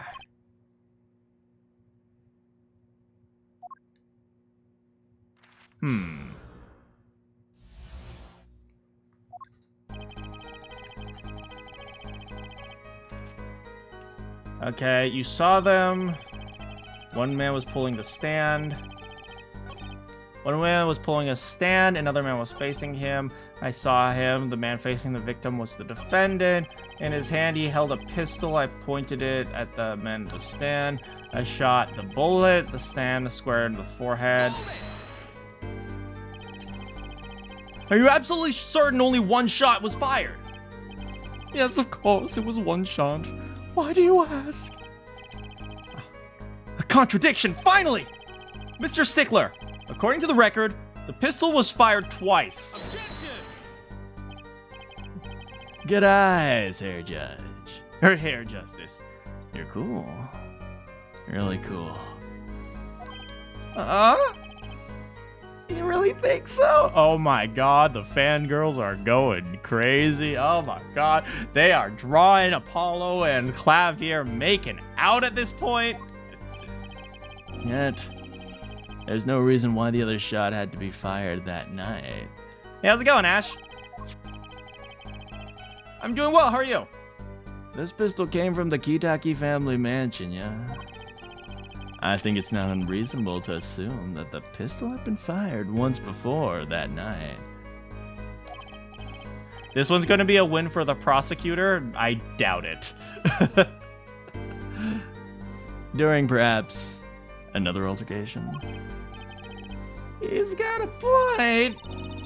Judging from his smug expression, I'd say Prosecutor Gavin is really hot.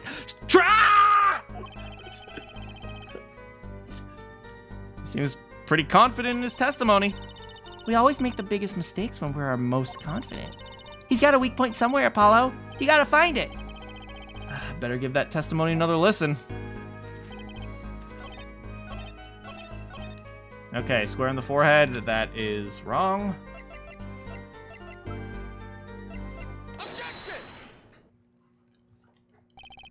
Whew. If that's all of it, I think I have a chance. Is that you? Relaxing, I see, Hair Justice. Why don't you relax in my arms? Oh, sure. I mean, objection! One is quite enough, Mr. Justice. Apollo, pace yourself. This trial's not over yet. Right. Look at this. The autopsy report. Is there a problem? Right, a problem. Problem. Yes! The problem is the location of the entry wound. The location? You testified that the killer shot the victim square in the forehead. I have already determined your angle of inquiry. Allow me to explain. It is quite simple. First, understand that when I say square, I speak not of a geometrical absolute. For example, the defection of the wavelength of light emitted by a krypton particle, as we all know, is a well-known fact that krypton particles are rare, invisible to the naked eye, which points to a basic fallacy in your line of reasoning, namely that... Mr. Justice! Wasn't he shot in the heart? That was not this particular case. Yeah? Was your objection to these, krypton particles? I've read a Superman comic once. I think I know what krypton particles are. This is the big time, and you're obsessed with something so small. You disappoint me. No, I'm obsessed with something big. Oh, I knew you were obsessed with me. No, that's not what I meant. There's something bigger, less nitpicky problem here. Do tell. Just look at the autopsy report. The location of the entry wound was the right temple. Temple? Mr. Stickler, you said quite clearly that the victim was shot square in the forehead. That's a contradiction. Isn't it? It is. Right? Finally. Hair Justice. Oh, Hair Justice. Yeah. Your tactics are outdated. Trying to shake the witness by objecting to trifles. Surely, you haven't forgotten that the fatal wound your master suffered 7 years ago. Don't bring Phoenix into this. We have no relationship, except I take care of his daughter because I swear if anything happens to my little frickin' diamond right here, I will. Phoenix Wright, was it? Look, I know the wound was in the wrong place according to the testimony. Look at that face. This is a beautiful face. This is like, mwah. Hey, hair forehead. Forehead? Let us imagine you're walking through the park. You see 2 men facing each other, one with a pistol trained on the other. What would you do, hair forehead? I would try to run and hide and not be freaking noticed because you don't mess with freaking people with freaking guns. Well, I guess I would try to stop. No, you idiot! That's like if you see like that's like trying to like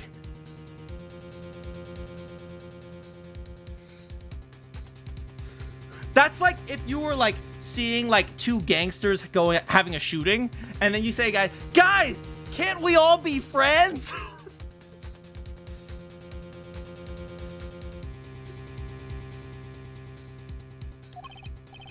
And you, Fräulein.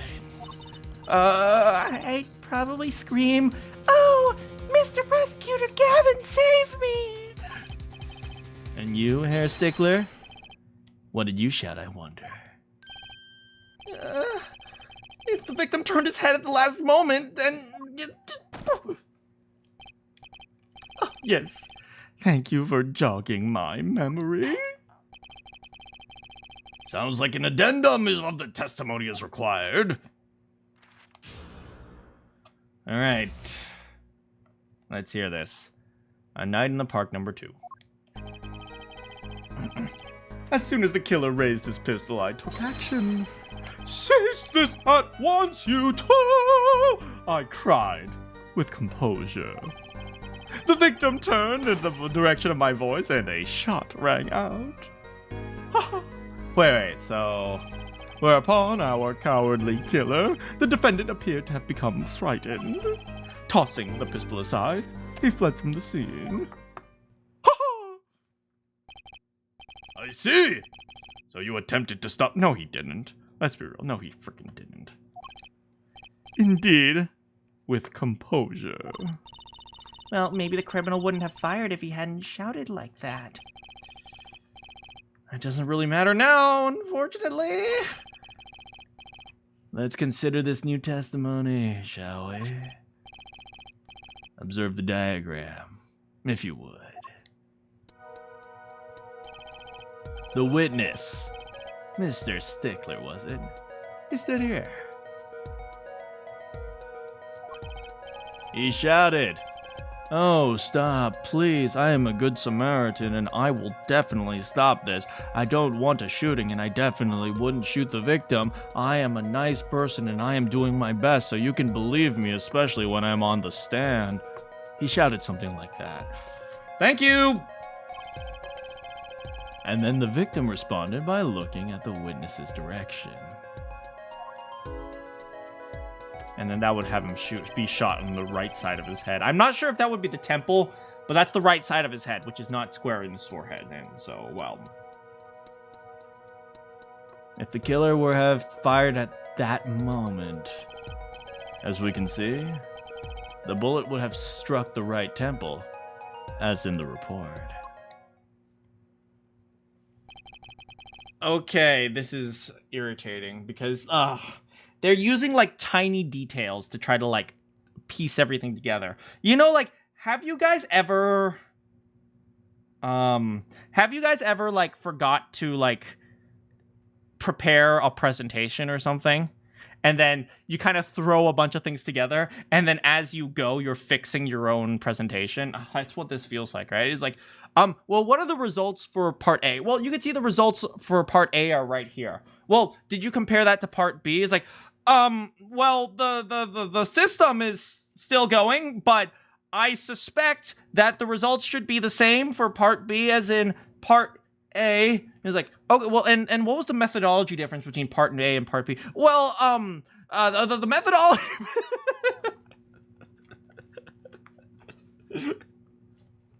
That does seem to be the case. Witness the power of a junior in Ivy University. He's not even a graduate student. He's an undergrad. He probably has taken like 2 psychology classes and thinks he's like the smartest kid in the world. I swear to God.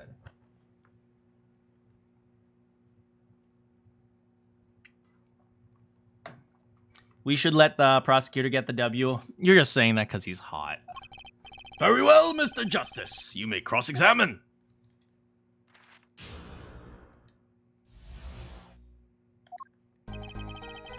Okay, you took action. Sees this out. Once I cried with composure.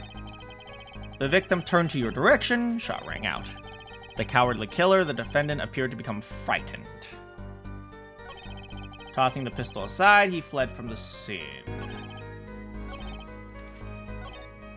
Okay, there's a few things I want to note. First of all, I want to get a little bit better understanding of how exactly he took action besides just shouting.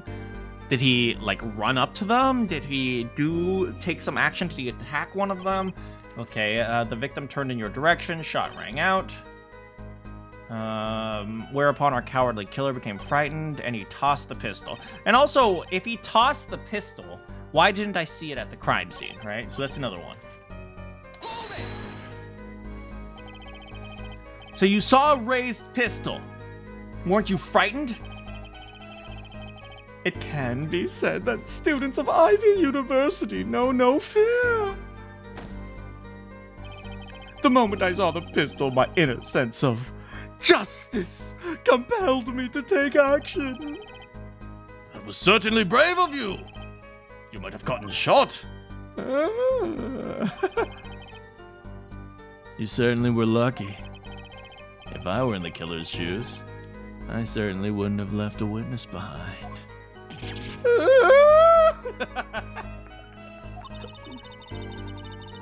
He actually looks like he has no idea that he was in danger. Regardless, I attempted to halt the bloodshed. Okay, that got us nowhere. Brave is not the word I would have used. Are you sure both men were able to hear your voice? They were, of course.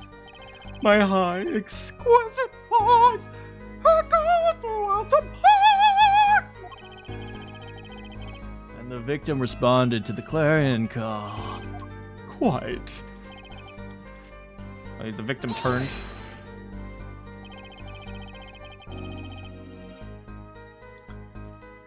You hear the gunshot at the same time as the victim turning. Indeed, I would say about the same time to be precise. About is not that precise. And the victim didn't ask you for help? It can be said that he didn't have time to ask. He didn't even have time to take a single step. I'm totally sure that the killer fired because Mr. Stickler startled him. Don't say that too loud, Drizzy, please! Whereas Apana became frightened, tossing aside the pistol. I guess we'll press both of them. Excuse me. Can you describe the killer's actions more clearly? He seemed quite surprised, especially considering it was he who did the deed. Well, that at least helps our case, right? If he seems surprised. As we can see, human psychology is a tangled web. See, I told you, he took 2 psychology classes and thinks he knows everything. He simply couldn't believe what he had done. He shied, he panicked. A common tale, but true. Unfortunately, before I could take further action, he ran. You didn't try to apprehend the criminal? I mean, you're allowed to ask that. It's not his responsibility to. It happened so fast, I am afraid I hadn't had the time. Doesn't that strike you as odd, Apollo? What? The killer was in a hurry, right? He fired the pistol and tossed it right away. According to the testimony, that's what happened. In that case, I'd expect to find something that we didn't. Find something? Find what? I am telling you to investigate fingerprints, Apollo. Stop being so dead.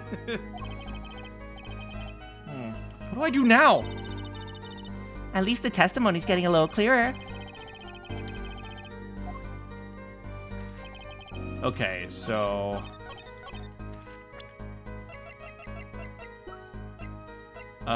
here. He says fingerprints were wiped. Objection! What? I actually wanted to examine. I accidentally pressed present, but it worked out. Now maybe we can examine.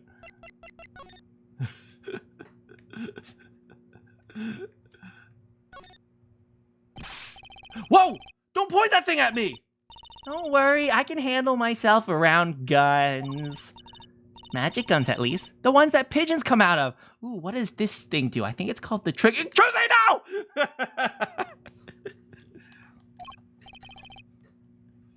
Very reassuring.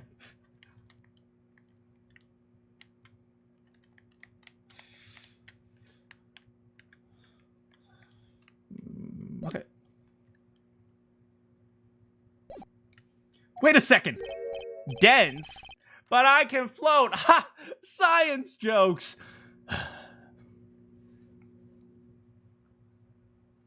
How's it going, Trey? Oh, another misleading request. Yet you're beholden to your own mode of discourse. You can't see how it affects you. Come again? Wait a second, you say. Second? Are we intended to just wait that single second, 1/16th of a minute? That's hardly enough time to draw a breath, let alone make a statement in court. And now, if you had asked for a longer period of time, say 3 minutes and 35 seconds, Mr. Justice, shut him up! Yes, Your Honor. Am I to understand you are objecting to the length of a set? My boy can get no victories in this court.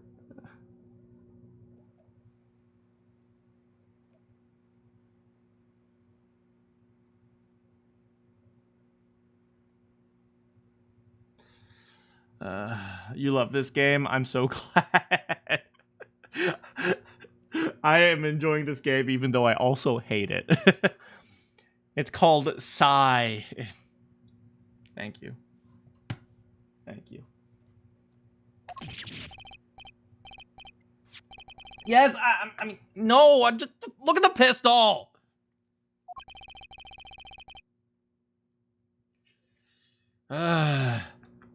It doesn't have a single fingerprint on it. A common ploy made all the more common by the prevalence of television. Criminals these days are loath to leave fingerprints. Wait, but you just said the killer tossed the gun and ran. That's right. He didn't have time to wipe the gun for prints.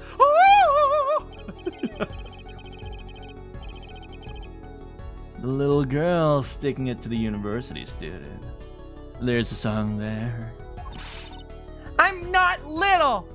I can be your girl if I want.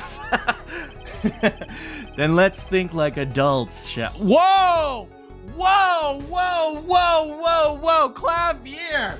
Do you want to stop making comments that YouTubers would make? I swear to God. No, no, no, no. Watch what you say around my daughter. Well, my mentor's daughter.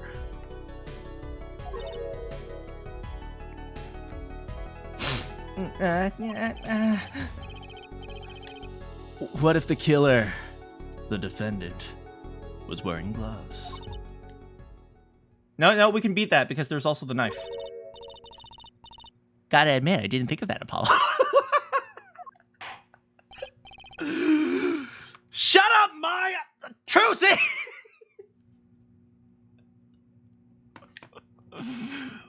Mr. Justice.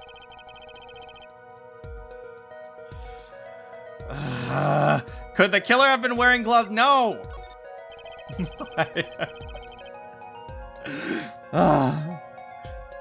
The record of the murder weapon is very clear about one thing.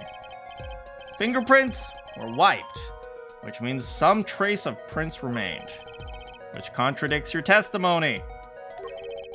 If everything happened as you say it did, he wouldn't have time to wipe the pistol.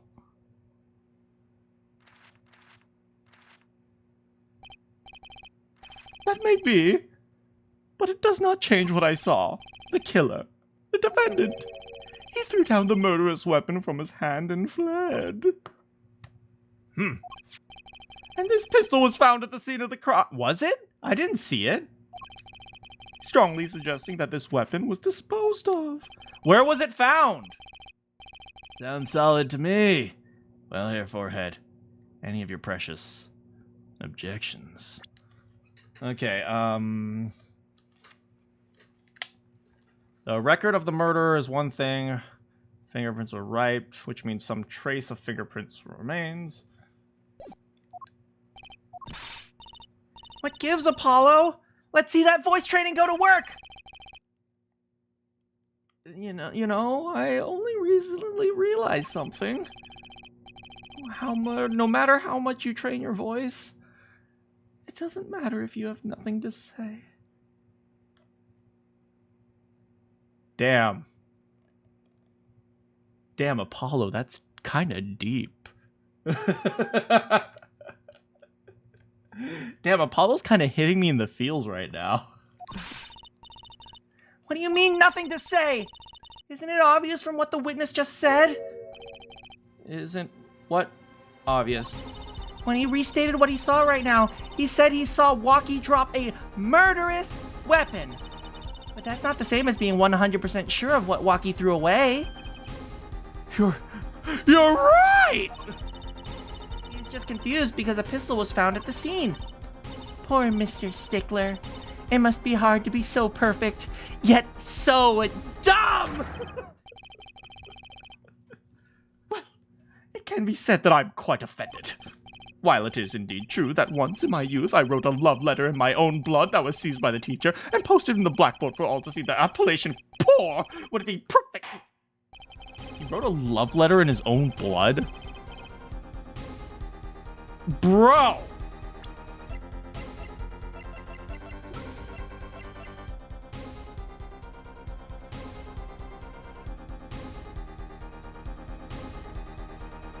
Bro!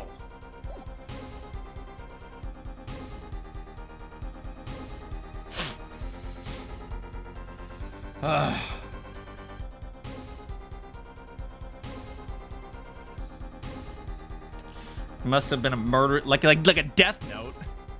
What we can say is that the witness saw the killer throw something. Does the defense have anything to say about this? Well, if what he threw wasn't a pistol, then it had to be something else. At least one person on the defense team seems to be thinking. It's okay. I like my guys empty-headed.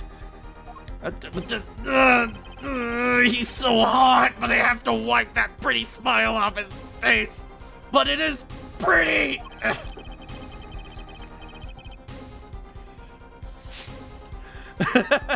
So you think he's pretty?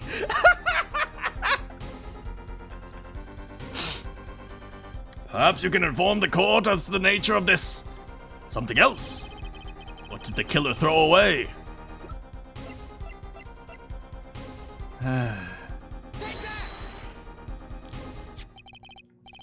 Is that a sword? I saw one of those in a last night movie. Great. The sleep-deprived judge. This knife was found at the scene of the crime, with the defendant's prints on it. His prints. A single piece of evidence that proves two important things. One, what the defendant threw down wasn't a pistol. Two, the defendant wasn't wearing gloves. Indeed. Oh, their forehead. You're forgetting two other things you've just proven.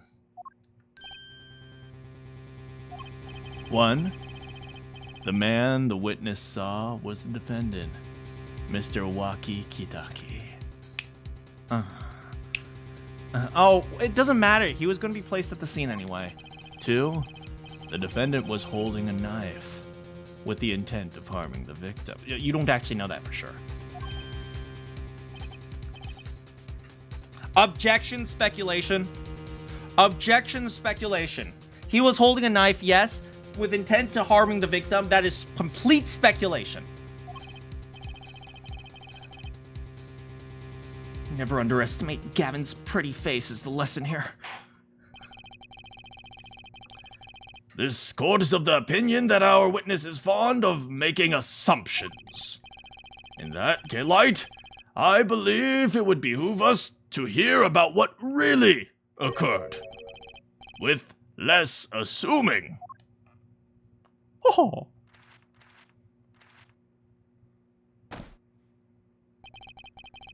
It is always the same with you people. Mark left. Mark left the house on foot, and 5 minutes later, his brother left after him. How long would it take for Mark's brother to catch up to him? Assuming that Mark never left to stop for a traffic light. Assuming that, yes, that's what I said. Assuming. As if that were a probable situation at all. Yet here you are, assuming that my assumption is no better. What the court assumes is that the witness will not be a butthead!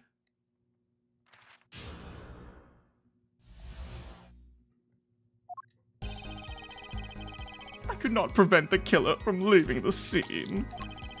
Nor could I simply leave the scene in good conscience. Ergo, I used my cell phone to call the police. Until the police arrived, at the scene 10 minutes later, I saw no one else. Why didn't you chase the Apollo? Come on. Come on. I mean, he's allowed to ask that question. It's not going to get him anywhere. And people won't like that question. Generally, if this was in front of a jury, it'd be kind of like that would lose you points with the jury. You have to remember that in an American court system, I am not that familiar with the court in Japan. Sorry, but in an American court system, you're not actually just trying to win over the judge. You're not trying to win an argument. You're trying to convince people that your argument is correct, if that makes sense. Because you're actually performing in front of a jury. And which is why sometimes I like to say that court cases are actually performances rather than like actual than arguments. That question might be considered leading to.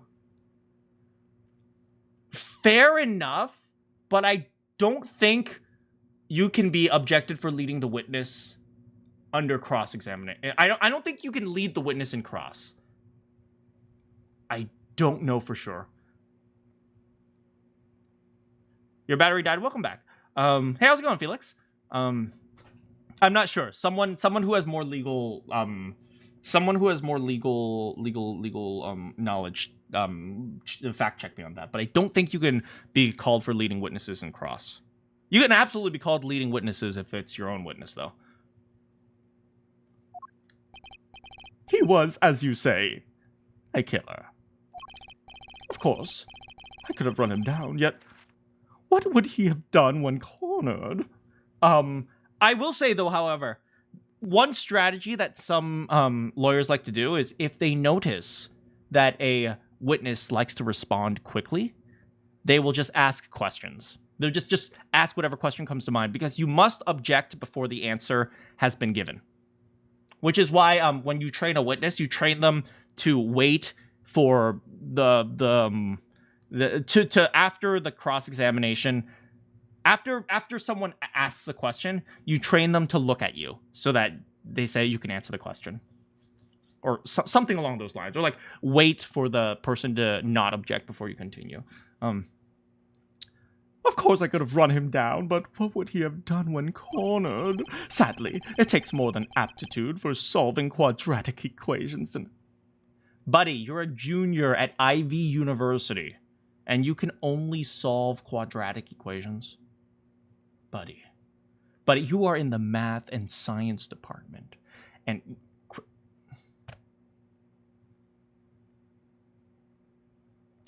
this is why universities no longer have any meaning. I remember this one. X is equal to negative b plus or minus a square of b and 4 air conditioners over 2 beds. Something like that.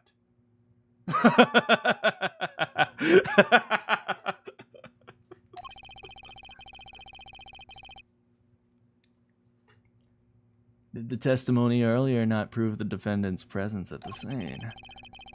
Do we also now know that there was no one else? And do we not also know that there was no one else there?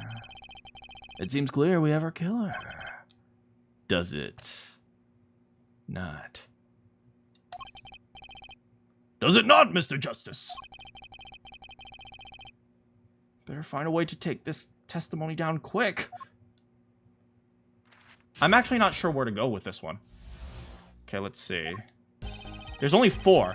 You couldn't prevent the killer, that makes sense. Nor could I simply leave the scene in good conscience. I can't... That is a... That's functionally an opinion. No reason to object against that. You used your cell phone to call the police until the police arrived at the scene 10 minutes later. Does anyone have a record of when the police actually arrived? I want to know how they arrived. Results from the... We should check this one, too. Oh, I was about to press present. Metallic object found new heart urgent examination. Okay, that literally told us nothing. Maybe the map. Shows the area around Mr. Wright's office. I'm going to take my vitamin.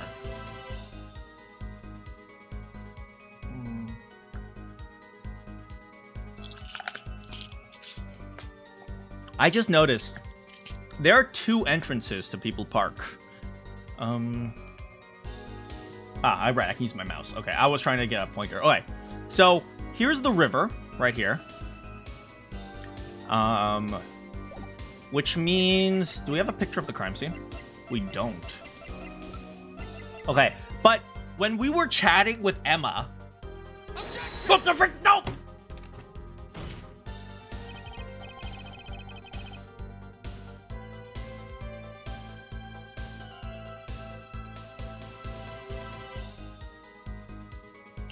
I am very smart, Your Honor! No! You are very dumb, Mr. Justice!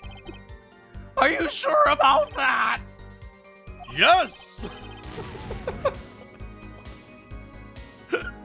My bad. Okay, well now I can look at the court record without pressing the wrong button. Okay. Okay. So let's try to piece this entire thing together. We have to find a contradiction somehow. Okay. Same old mistakes. Shut up! It says Y to present. I am playing on a PlayStation controller. I have no idea which button is Y. Objection. My client said, nuh-uh. Okay. The river is over on this side. If I remember, I saw there was a bench and a river in the scene when I was talking with Emma. So in the scene when we were talking to Emma, we were facing this way. So we would have entered here because that was from the Kitaki mansion. So essentially, how we generally get to People's Park is we go from Wright's office, we walk down this way, we go to Kitaki mansion. And then from Kitaki mansion, we turn around and go to People Park. Right? Which means the noodle stand was facing towards the river.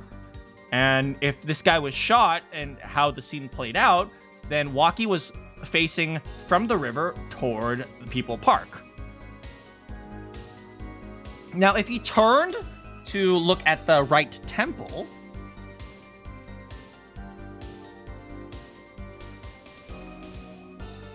if he turned to look at, and then he was shot in the Wright Temple, that means the dude came in from the Kitaki mansion direction. And so he came in from this way, and maybe he came in here and then he walked over here. Maybe the path goes like that or something like that. That makes sense, kind of. So he came in here, he walked in here, he looked up that way, and then they looked, and then both Walkie and Pal, Dr. Maractus, looked downwards. And so that's how he was shot in the temple. We've demonstrated that he was using the knife, right? He was using the knife, not the gun, but unfortunately, the court is currently assuming that there is a possibility that he was actually using a gun, so we just got to deal with that right now. That being said, they both look towards Kitaki Mansion, shot, which means this guy walked in this way. His argument is that the Walkie Kitaki must have ran this way out of People Park because he'd be running away from the witness, right?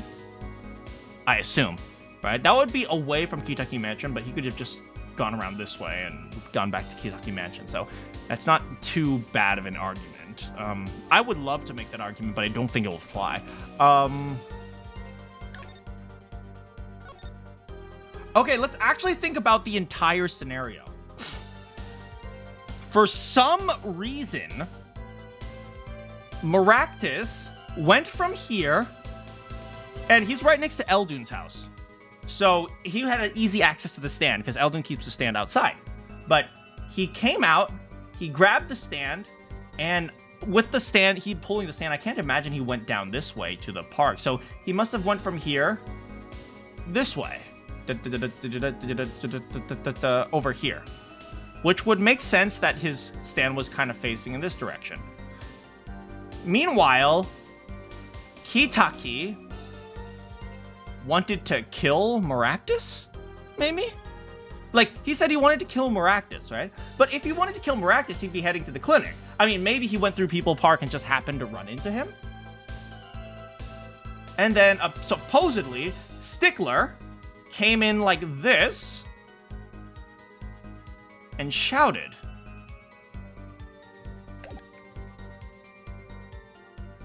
I want to check the testimony again. Okay. He used his cell phone, nor could I simply leave the scene in good conscience. No, I could not prevent the killer from leaving. Okay, let's see. What direction did he run? Hey, look at me, being just like Apollo. By that time, it was clear the killer had noticed me. Naturally, he ran in the opposite direction. That's pretty much what I expected. That would mean he ran the opposite direction from the Kitaki Mansion. Apollo, don't make the argument. It's a stupid argument. Achtung. Achtung. Don't even make that argument. It's a stupid argument.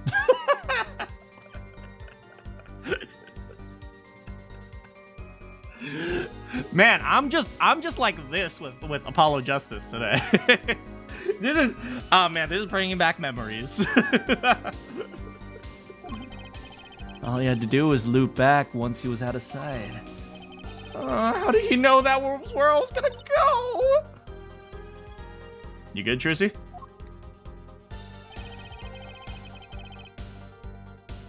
Nor could I simply leave the scene in good conscience.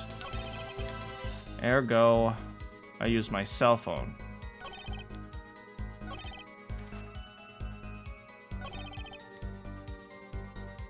I couldn't leave the scene in good conscience. But could you leave the scene for another reason?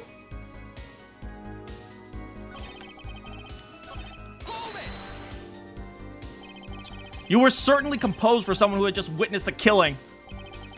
If one is to devote one's life to the pursuit of science, one must never flinch at the sight of a little blood, nor be so moved by the chemical discovery that one drops one's flask onto the lab room floor.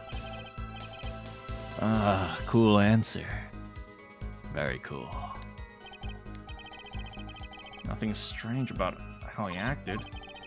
Trucy looks like she has something to say. Trucy, just say it! Okay, ergo I used my cell phone. Do not press the triangle button.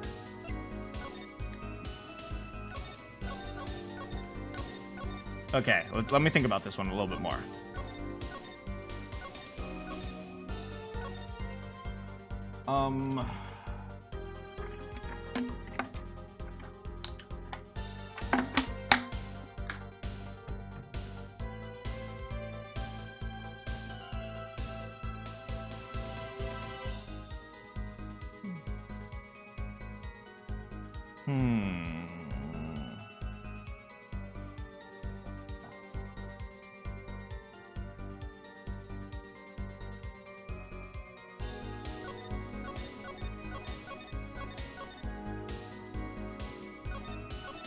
Okay, let's try to piece things together.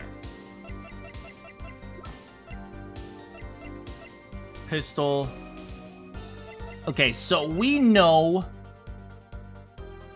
that the pistol was not in the possession of Waki Kitaki. At least, if we want to assume that our client is innocent, we need to assume that the pistol was not in the direction of Waki Kitaki.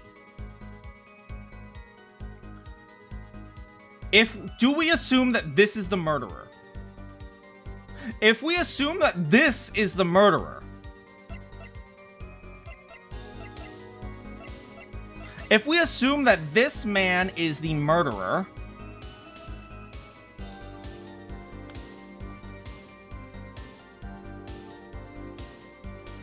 I don't know. If we assume that this man is the murderer, what does that mean?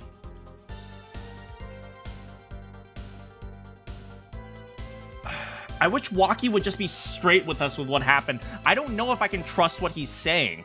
Because he said, like, I killed him. I killed him in the park or whatever. I don't know. So we don't... The only reliable witness we have is Stickler, and he's not reliable at all. Somehow the thing was there.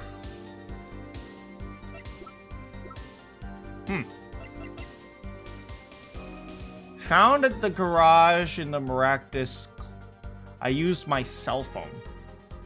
What if he didn't have... What if this is his cell phone?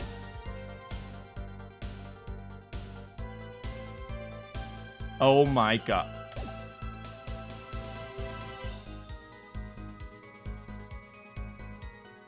He's the panty thief.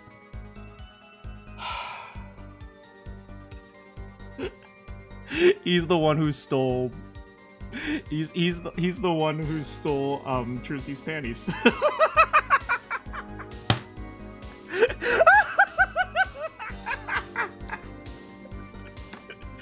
He's the one.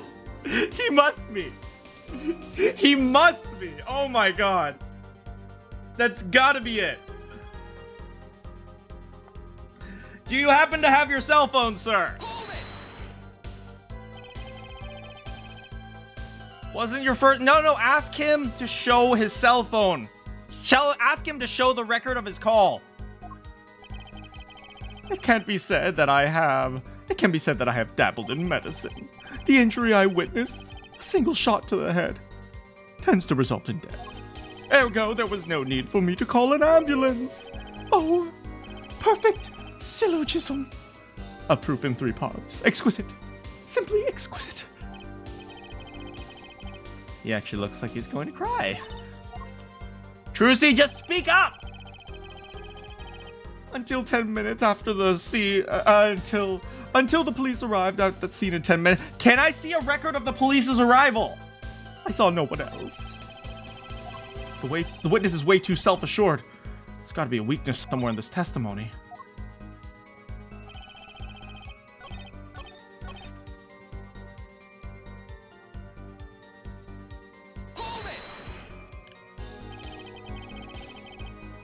Can you tell us in detail about these 10 minutes? I stood in a state of heightened awareness. Anything could have happened at that moment. Anyone could appear from any direction. Is that all? No one came. Nothing happened at all. I saw it all. Which is to say, I saw nothing. It was late at night. Not odd to think there would be few people in the park. So he just stood there watching? Not much to go on. Trucy, if you've got something to say, then say it! I can't find a single problem with the testimony. Had enough at last there, forehead? Maybe it's time to back off a bit? I don't know. I actually don't know the answer.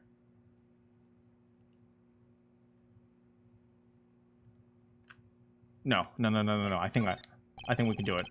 The defense still has some questions that demand answers, Your Honor. Your opinion, Prosecutor Gavin? Let's say, let him play attorney until he's satisfied, I say. I'll amuse myself by composing the next smash hit in my head. So, is it the itsy bitsy spider went up the water spout? Or it's like the rock and sexy spider went up? Oh yeah, that's good. Very well, continue. I cannot prevent the killer from leaving. I cannot simply leave the scene in good conscience. Ergo, you used your cell phone. Objection! You mean this cell phone?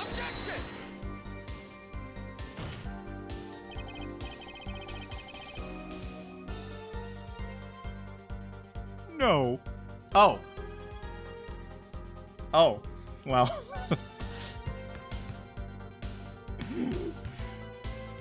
Your Honor! Your Honor, I stand corrected!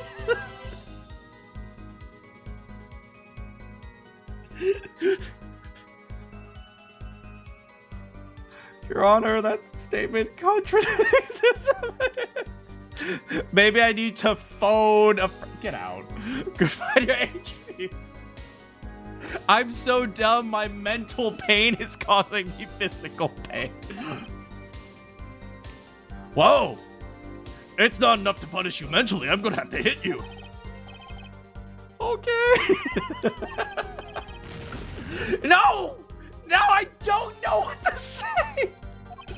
That didn't go so well.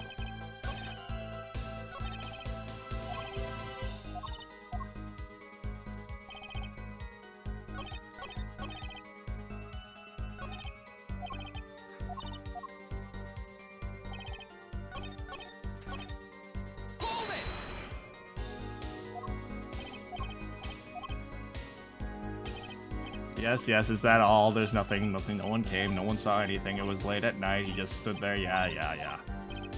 Trucia, say something! Maybe there isn't anything left to unravel in this testimony after all. Some of us have glamorous careers we'd like to get back to this month. Here, forehead. I am sorry you are so rich and famous and popular and hot and beautiful and I want to kiss you. Nah.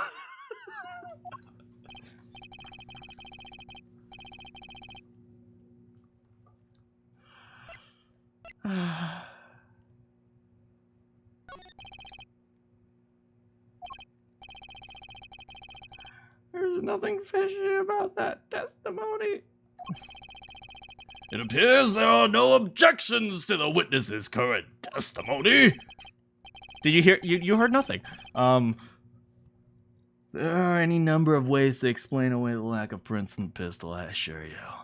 Yeah, but isn't that your job? It's your job to explain it, not mine. It is. This is literally guilty until proven innocent. Nothing has changed in 7 years.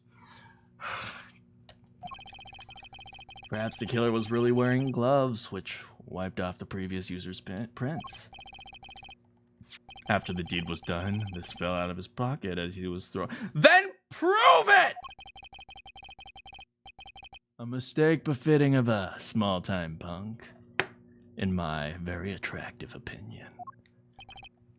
Oh no!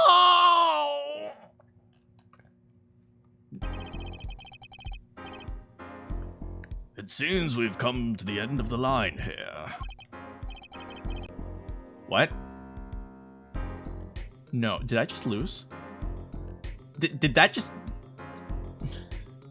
Did accepting Did I just...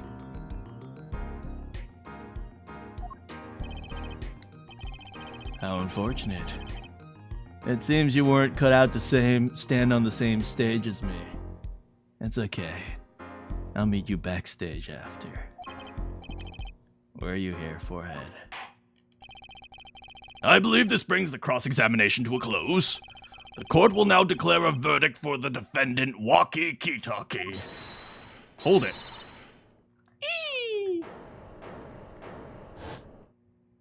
What the? I swear to frickin' God, if you touch a frickin' hair on my darling daughter's head, I...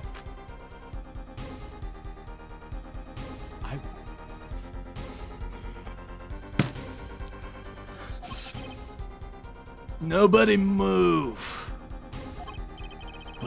What's the meaning of this? Who are you? There'll be no verdict in this court. Not yet. Wait, are you one of the Kitakis? The Kitakis? You mean the notorious gang? Do you not know who is currently on trial? If you don't want to see me give this pretty little girl a new smile, you do as I say. Adjourn the court for 20 minutes. But this court will not bow to the pressure from the likes of... There, Judge. I see little point in further aggravating this gentleman. Recess. 20 minutes. Oh, I promise you'll regret it. Wait! How did he disappear so fast? Come to the defendant lobby, Apollo. Oh, that was Trucy. Come to the defendant lobby, Apollo. I suppose I have no choice but to adjourn for 20 minutes? Bailiff! Catch that mysterious man! No, Trucy! I swear to God. I swear to freaking God. I swear to God. Oh my, this is Maya all over again. She's going to be kidnapped and she's going to starve because she's going to be thrown in a freaking wine cellar and not realize there was drinks right there.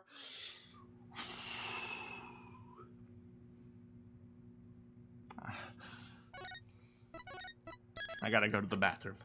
I'll be right back.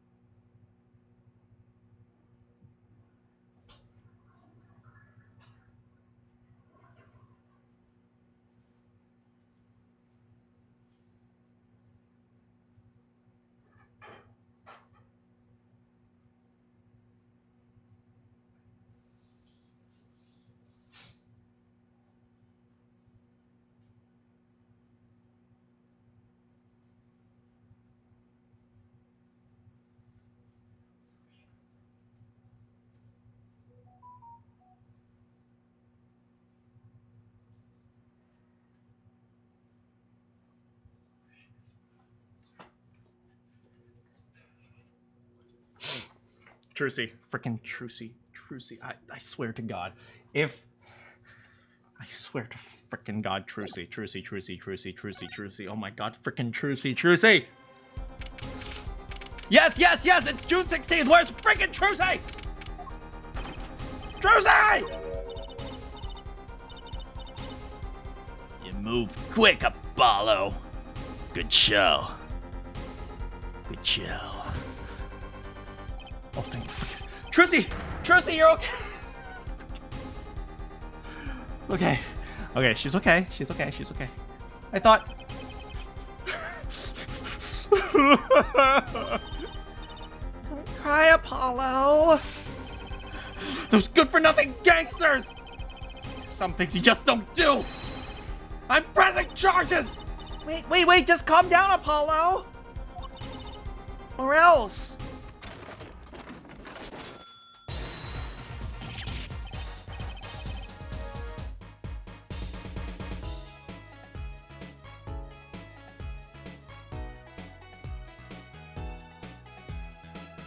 Can someone kill this girl?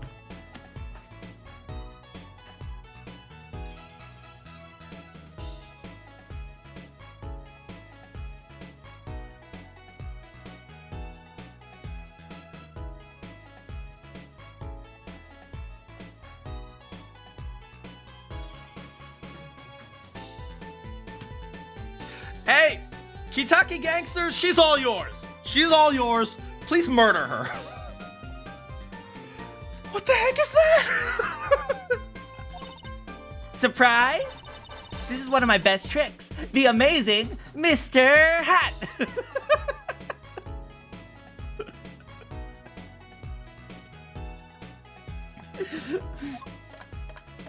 You look marvelous, darling. Freaking goddamn it.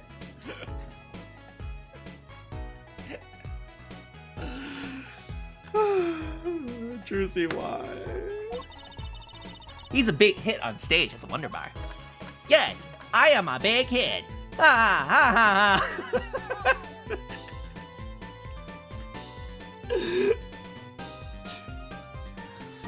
Trucy, goddammit.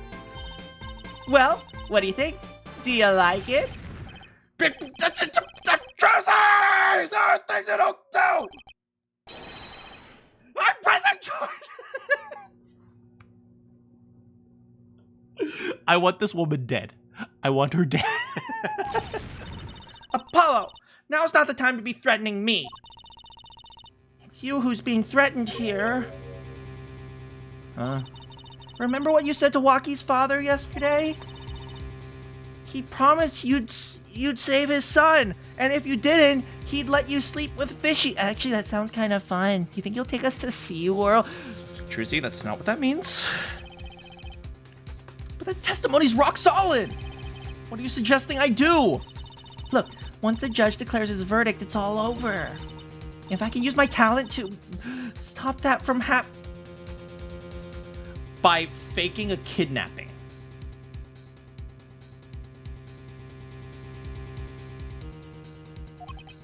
Trucy, please, no more kidnapping, please. She's not that bad. That's like saying a murderer isn't that bad because there are serial killers that kill more. Ah! Did you find her trousers? I found Little Plum's trousers. I'm not talking about magic, Apollo. When the witness isn't confident, I can perceive what he's feeling. It might not mean anything, but it's all we've got. You can see what he... Does she have a magic lie detector? I swear to frickin' God. I have a Magatama! Think back, Apollo. Think back to the times there was a contradiction in his testimony. All the times. What were the I don't even remember what the contradictions were. All the times there was a contradiction.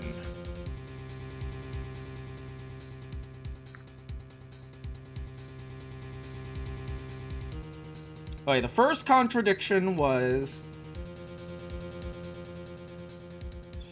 there was a... The first contradiction when he said he shot him square in the forehead. I think he was looking down. Do you mean that he was looking down?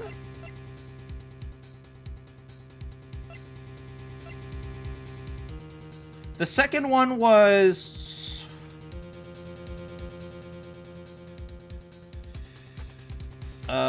the fingerprints one, right? I think he was also looking down, maybe? I'm just... Of course I remember. Of course. I remember everything, of course. Well, I think I remember them, sure. There were 2 times when he made statements he wasn't confident in. And each time there was a contradiction. Oh, he wasn't looking down. He was looking at his book. In his hand, pistol. Haha, pistol point. It was pointed at the man pulling the stand. Ha ha ha ha ha ha. Tossing the pistol, he fled from the scene. Ha ha ha ha.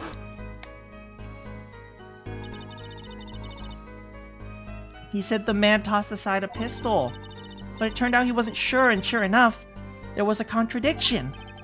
Well, that's true, but how does that help us? Didn't you notice anything? Whenever he made a statement he wasn't confident in, he displayed a certain habit. He was playing with his book? In his hand, he held, yes, the pistol. It was pointed at the man pulling at the stand. Did you see?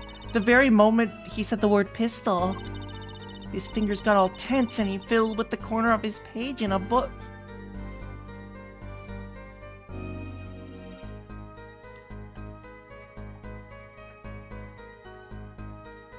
Yes! I saw that! What? You guys didn't see that? It was so obvious. It was literally right there. Like, you guys didn't see that? Were you guys not paying attention? Like, what the heck? What? Trucy, go ahead and explain it to these stupid peasants who are watching me, because how am I supposed to see that? Well, I could see it. What are you, dumb?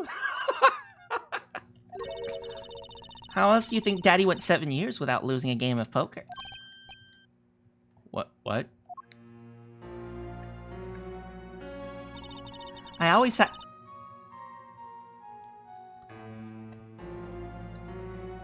He let his daughter drink, he feeds his daughter drugs, and he takes his daughter to an illegal and gambling den.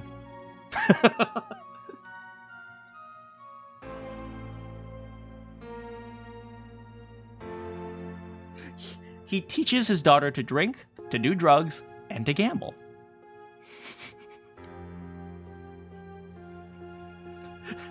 The years have been rough on him. The years have been really rough on Trucy.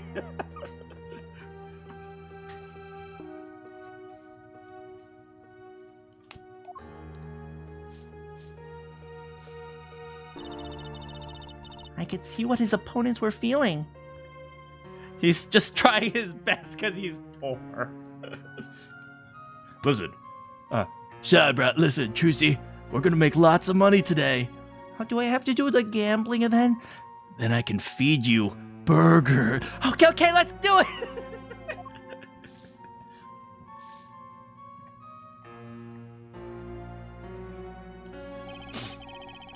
You mean that's how Mr. Wright won all those games? It's not cheating. Yes, it's literally cheating. You are asking a player who is not playing the game to help you. That is literally cheating. That is the textbook definition of cheating. I wasn't looking at their hands or anything. And I wasn't there all the time either. Daddy's quite good at poker after all, but not good enough to go undefeated for that long. Great. He cheated. What does that do for us? I don't believe this. You have to listen to his testimony one more time. No, scratch that. You have to watch his testimony one more time. You ever play a game called Danganronpa? It's like, you know, the words whoosh in front of you, and then you can actually see them, and then you can see the yellow word, and that's the one you should see. What are you talking about? Just watch the screen carefully.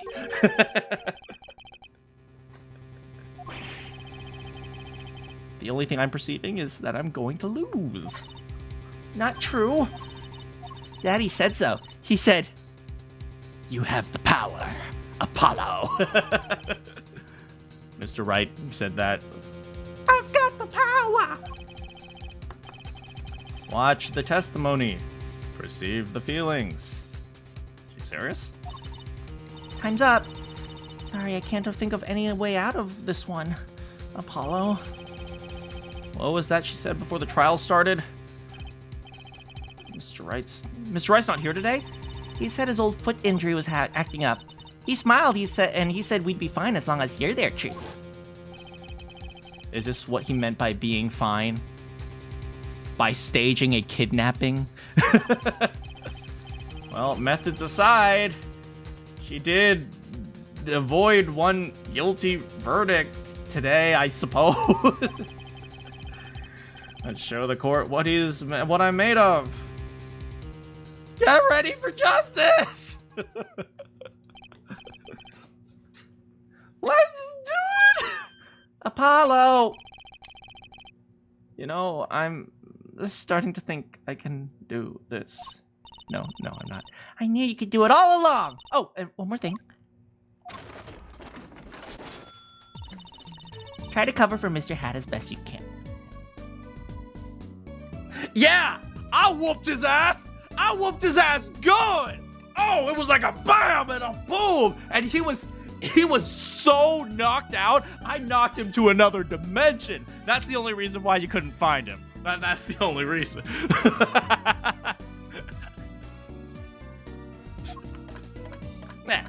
I just flew in from the coast, and boy, my arm's tired. Right.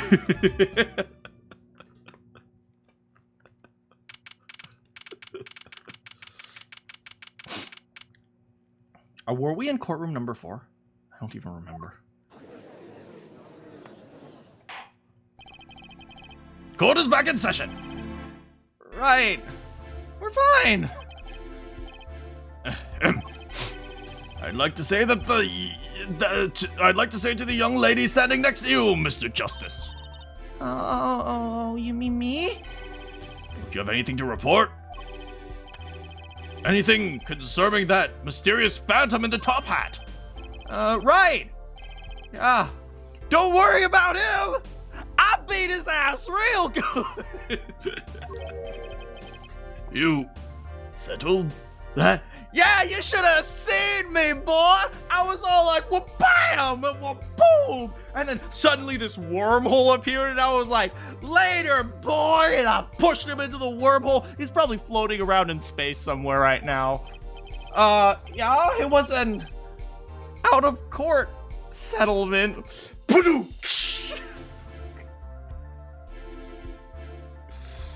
God, I hate it. Right.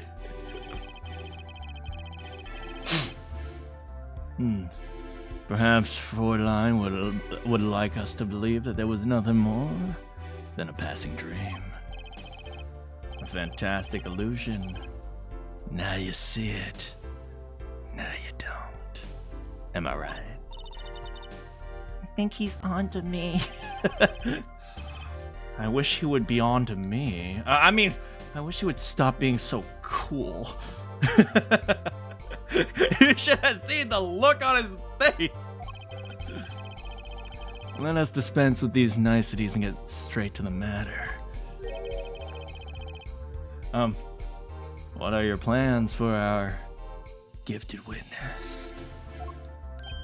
Right. The defense would like to request another cross-examination. Because I forgot to ask something.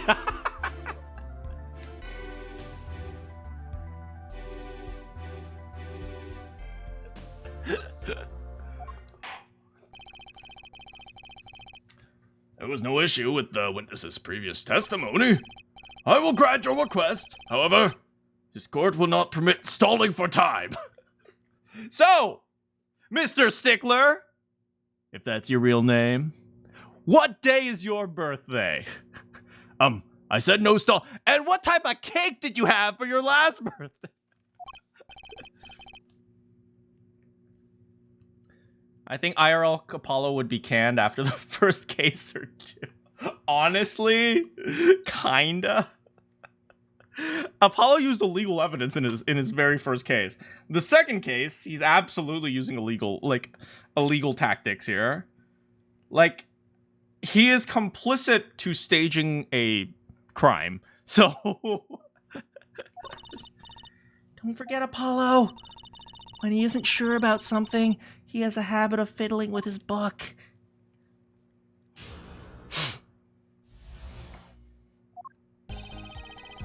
I cannot prevent the killer, nor could I simply leave and get caught. Oh, look at him flipping the pages.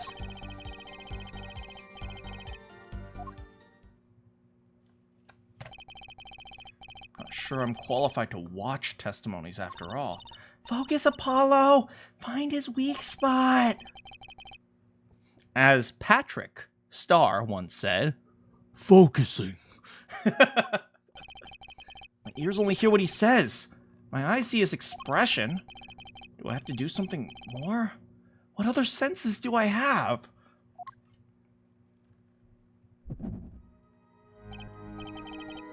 What? My bracelet! Welcome to my dimension, Apollo. Trucy! You are in my world.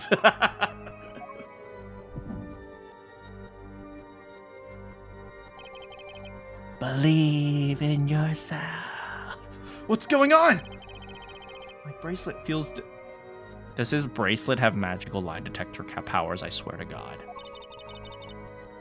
I think Daddy was right. You have the power, Apollo. Find the weak spot. I know this sounds crazy, but my bracelet is trying to tell me something. You bought the wrong bracelet. This one's too tight. Buy another one. No, that's not what you're telling me.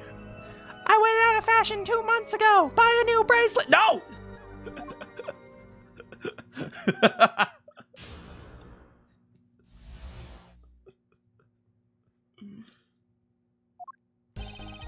Yes, killer. All right, there's there's only one statement where he's flipping his book. Here. Press. So you called immediately after witnessing the murder. The police undoubtedly have record of the call. Why not check with them? That is what I have been asking them to do since before Trucy got kidnapped. I totally did push that! Apollo, this has to be it. Wait, you mean his habit? This is a flashback that literally happened 5 minutes ago. Do we really need this? Yes, it's the tutorial. The only time he ever had his book open was here. How convenient by the sprite maker. Did Apollo? I think he always had that bracelet. I don't remember. But is it on the box art? Which means this is the place to look for his habit. I don't know how I know, but I know. Know what? Your Honor, my bracelet would like to ask some questions. I hate this. I hate this.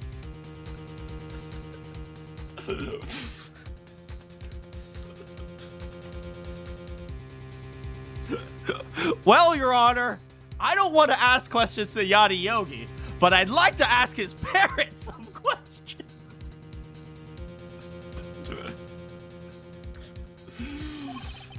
I can feel it reacting to something. Your bracelet? I'm not sure I get this focus stuff you're talking about, Trucy. But I'm feeling that trusting my bracelet is the way to go. Give up, Apollo, you're an idiot! No, shut up, bracelet. It's literally up there. Okay, I just need to touch my bracelet with the touchpad. This isn't a DS game. We've been remade for the PC. I mean, press Y.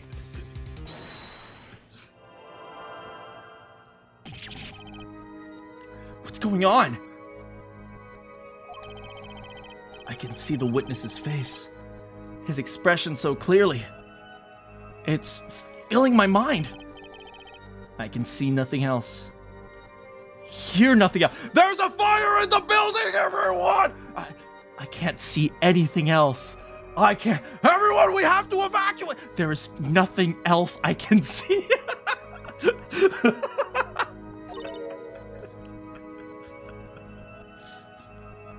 Apollo? What's happening to me? This is what I meant by focusing. In this state, you can see everything, Apollo. Everything the witness does. That's great, but this is kind of freaking me out. Just look for Mr. Stickler's twitch. You remember, right? Sure, when he says something he's not sure of, he fiddles with a book. You got it. Right now, you're looking at the witness's face. And your eyes are sort of bugging out. His eyes are like... This is canon. This is canon. Whenever Apollo is focusing, he's going, yes? Yes, did you say something? I bet they are. Move your attention down to Mr. Stickler's hand. His hand. You know what to look for, but you have to be looking at the right place. She's right. I can only see his face. Time to try changing my viewpoint. Oh, okay. And then I went to the bathroom, and the bathroom was full. Ah, here we go. Perfect. Now you're really ready. Ready for what? Ready to perceive the truth behind the twitch. Perceive. Try listening to the witness talk as you focus. Then watch for his habit. Right. You mean when he fiddles with the page? That's right. That's your signal to look closer. Find his weak spot, and we'll give him the royal flush. Spoken like a true pokerhead's daughter. I'm a magician. Thank you very much. Pay attention to his words and his fingers.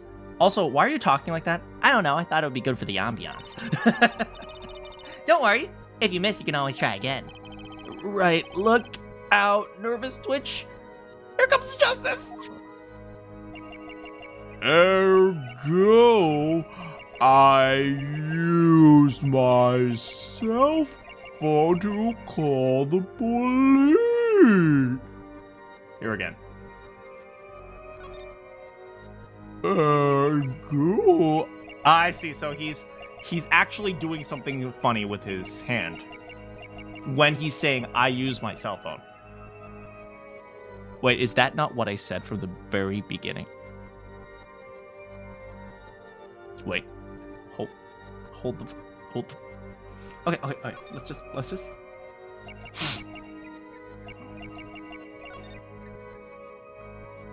Confirm.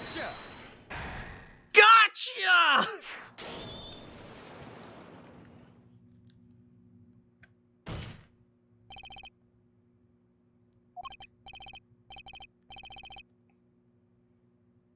saw it. Just now. I could see it. Mr. Justice! Do you have something to say? Oh, this banging for desk. It's quite bad for my circulation, you know. Mr. Stickler, allow me to ask you a simple question. Why do you fiddle with your Really? You could have asked anything, and you asked the most subjective question you could have... He doesn't know the answer to that.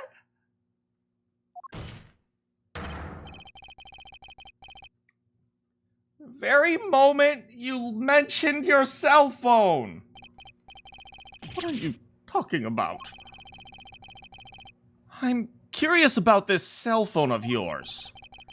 Mind if I ask a few Is this not what I said from the very beginning, from before when Trucy got kidnapped? What to ask? Can I see your cell phone? Mr. Stickler, please show me your cell phone! Bro passed the bar exam from Wish. Why? Whatever for? Show me and you'll find out. But I can't. I don't have it with me. You don't have it? Mr. Stickler. Is this your cell phone? Ah!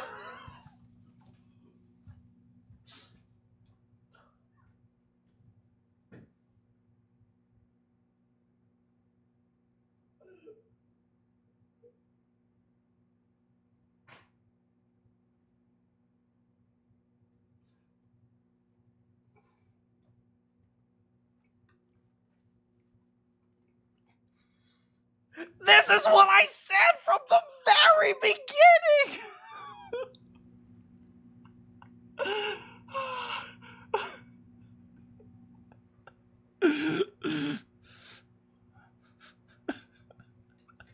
You arrived just in time for this. You're calm. I am not calm. No one is calm right now. By making the cell phone pink, it's not it. How's it going, Mystery?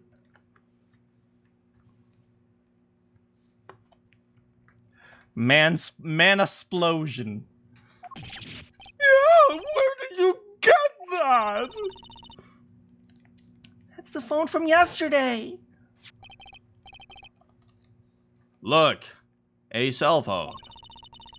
Someone dropped it beneath the tire. You, the player character, know what's up, but the characters do not! If the car moved, it would have been crushed for sure. I wonder if it belongs to the doctor. Here.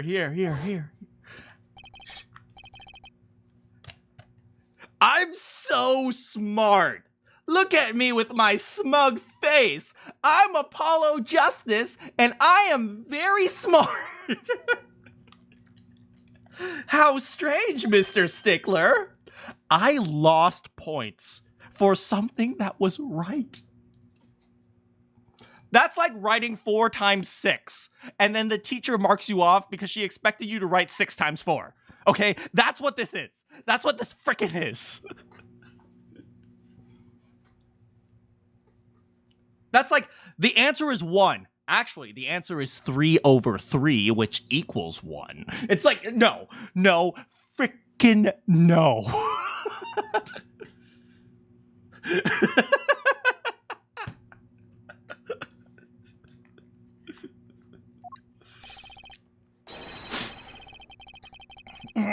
You have to show your work. But what if it's obvious? Can you explain why your cell phone is sitting here in my hand at this very moment? Did I have to write 3 over 3 is equal to 1? But the teacher wanted me to write it as a float. The answer was 1 point. You don't even have to write the 0. It's just 1 point. What is the meaning of this? His cell phone was found yesterday in the Maractus Clinic garage. Why? That's where the victim lived. That's impossible.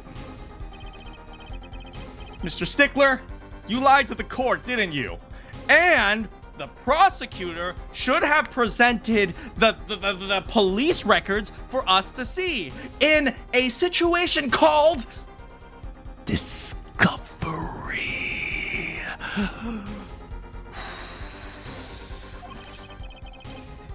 If your cell phone's here, how could you have called the police? Yoink!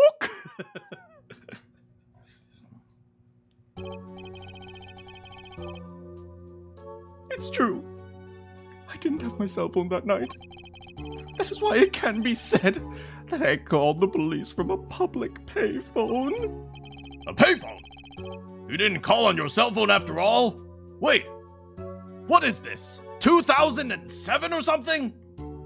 We don't have payphone. Can we push for malicious prosecution? Honestly, I want a mistrial with freaking prejudice, okay? He's definitely not one for details, and he assumes a lot of things. But he's like the worst type of witness. After a witness who just says no comment all the time. Just where was his payphone located, Mr. Stickler? Well, to indicate with a startling high degree of accuracy, it was right around here. Well, you know what they say about assuming. If you assume, the wrong man goes to prison. That's the saying, right? Ah, so it was outside the park. But why did you lie? There can only be one reason. He didn't want the court to know he had lost his cell phone. Because it was found in the victim's garage. What are you saying? Mr. Stickler, you broke into the Maractus Clinic garage on the night of the murder. This cell phone tells it all! Oh! Let's go! Let's go!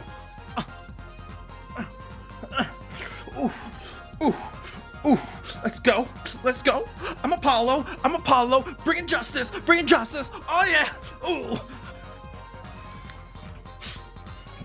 But that's ridiculous. It makes it sound like I snuck into this fellow's garage to commit crime. As though I would try to kill him. Well, Dr. Maractus was killed that night. Wait. There's a lot of reasoning against the rules. It's true. I lost my cell phone. But you can't prove that I lost it that night. Actually, yes, we can. Well, Mr. Justice. Do you know what's really interesting? If he had just stayed quiet, what's his name? Clavier could have said, this is illegal evidence, or at the very least, this is evidence that hasn't been processed by the police. And therefore he could say, well, we have no idea where you found it. You claim that it was found in the garage. And then Apollo would have said, oh crap, we can't prove that. Because for some reason, it's guilty until proven innocent here. And so we're like, we found it in the garage. And then Clavier would say, nah. And we're like, oh crap. But he just confesses to it. If that cell phone was dropped on the night of the murder, it does raise considerable suspicions as to a connection with the crime. Reminder, Japan, not America. It's not even Japan. It's not even America. It's like some mysterious amalgamation of reality called Japanifornia. Now's your chance, Apollo. Connect Mr. Stickler to the crime. Oh, he's already connected enough. Do you have a piece of evidence that can do the job? Can I prove the cell phone was dropped on the night of the murder? Why, yes. Yes, we can. Of course I have evidence! Hey, I like your swagger here, forehead. Hit it, baby. This court will see evidence, Mr. Justice. Hit him, as they say. The evidence that proved that the cell phone was dropped on the night of the murder is... It's a weird connection, but I suspect he means the mirror! That's a side view mirror. As it so happens, Dr. Maractus's car was in an accident that night. That took place at the night of the murder. An accident? An accident. It happened a little after 9 p.m., just outside of People Park. Murder scene. Dr. Maractus's car hit a pedestrian. He was probably drunk and high and just lost all his money after gambling. What are you trying to say?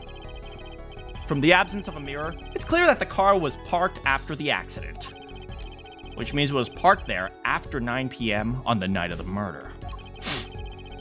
I gotta say, what a coincidence that like 19 things happened at once that all connect together. If your cell phone had been dropped before the car was parked in the garage, it would have been crushed. After all, it wasn't a Nokia! No.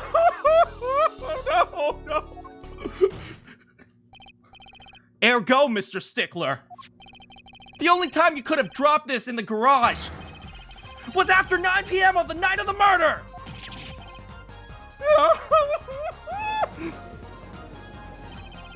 Mr. Stickler, you know what this means, right?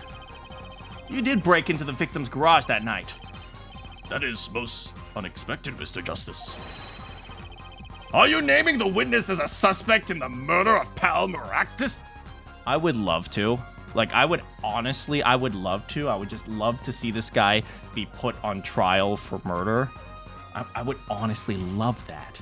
In the same way that, we put Old Bag in jail just... Remember when Phoenix put Old Bag in jail just for the sake of putting her in jail? That was good times, man. Good times.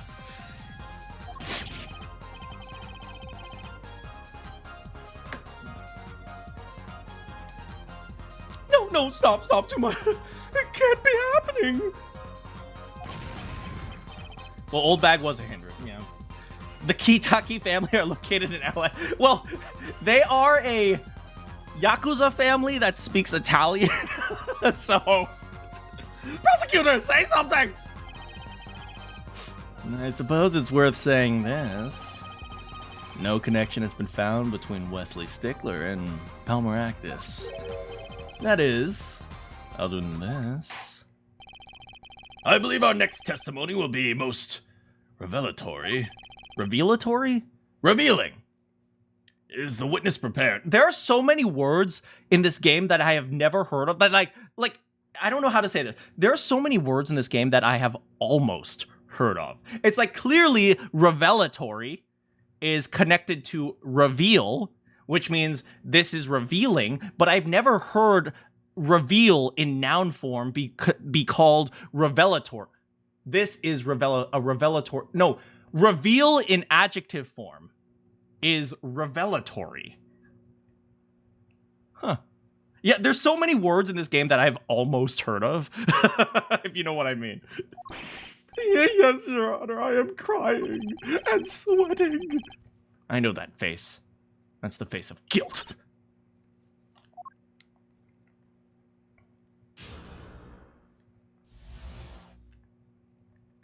No, look at him, he's all sad. Boo, I'm going to jail. That night, yes, I went to the supermarket. I must have dropped my cell phone on the way back. When I was walking through the park, it happened to witness the crime. I saw the killer. I saw the victim. The stand. All clear as day. It was him. I saw the defendant at the scene.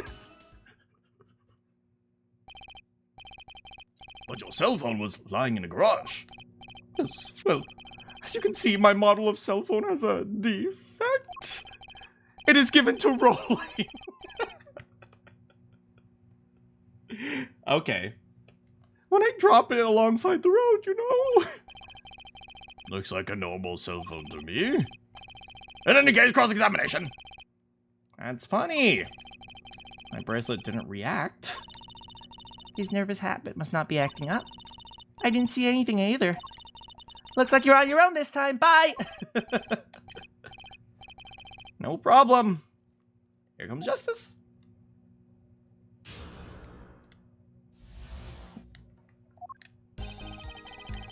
That night I went to the supermarket. I must have dropped myself.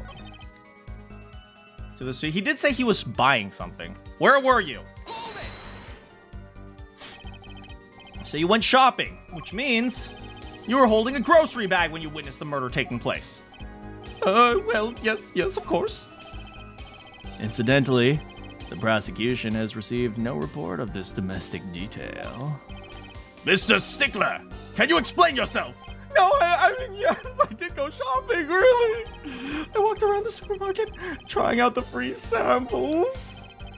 It's a deeply spiritual time for me. He's a poor student.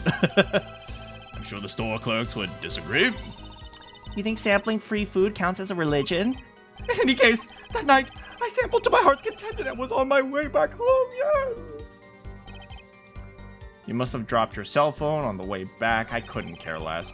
Walking through the park, I happened to witness the crime. I saw the killer, the victim, all clear as day. Wait.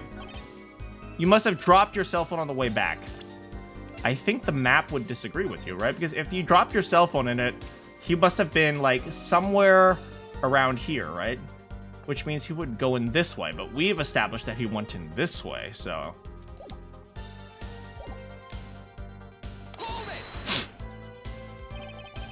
That's when you passed in front of the Maractus Clinic? Why, yes, that's correct. That was a pretty suspicious pause. Mr. Stickler, could you be more specific? Show us the exact route you took on the night of the murder. Of course. The supermarket's here along the main road. My way home from there takes me past the Maractus Clinic. This is probably when I dropped my cell phone. Yet, what was I? I walked unaware of my loss. Uh-oh! Uh-oh! And walked right into that fateful park.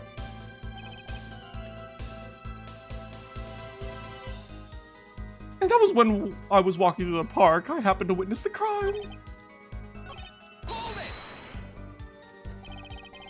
Which entrance did you enter the park from? Well, to be exact, one might say I went from the entrance closest to the Maractus Clinic. The same entrance our victim used. Did you notice anything when you entered? Wheel marks from a noodle stand. I have no recollection of such a thing, no. Yet, though I might have missed the tracks, I could not miss what happened next. Okay, yeah. Saw the killer, the victim. Walking the witness of the crime, I saw the victim. I'm trying to find the point where I need to object. This part of the testimony is key, I know it. Should I press him about the killer, the victim, or the noodle stand? Do you happen to remember the noodle stand? Quite well, yes.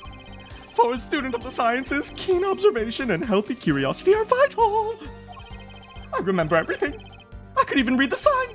I believe it said, the noodle. Yeah. Oh!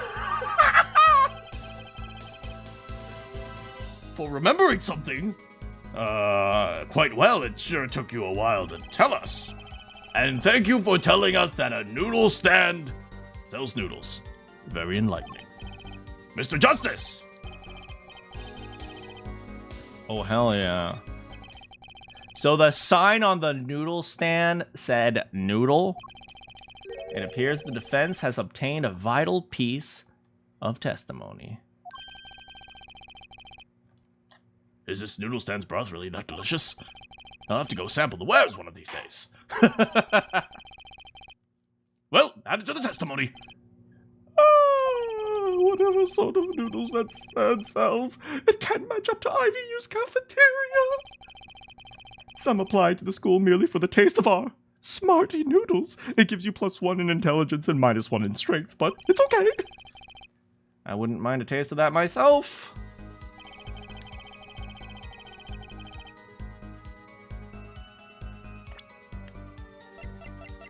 Here comes justice! And you're absolutely sure the sign read noodle? Why, yes. Last week, my professor offered me this praise. At least you have good eyesight, Stickler. I'll give you... That doesn't sound like praise at all. It read without a doubt noodle. I see. What? Why are you looking at me like that? Is that pity in your eyes? Let's take a look at our map, shall we? Yeah. So you're claiming that when you saw the sign, you were standing here, was it? Although it would have been a bit hard to read the sign from this spot. You think so? Mr. Stickler, I'd like you to take another look at the stand, please. And to carefully read what the sign says. See? The sign actually states the name of the stand's owner. Eldunes. So backwards, it's Snoodle. Inconceivable! I'm certain it was definitely noodle. Positive. I'm afraid your professor was wrong about that eyesight. Oh, damn! Even the judge throwing shade. I wouldn't be so quick to jump to that conclusion. The sign he saw changes everything. The witness says the sign said noodle. And that's right. What would I say if I told you that there is one spot from which the sign would be read the way Stickler claims? What? Mr. Justice, show us this spot. From this location. Like anywhere here. I guess we'll say here.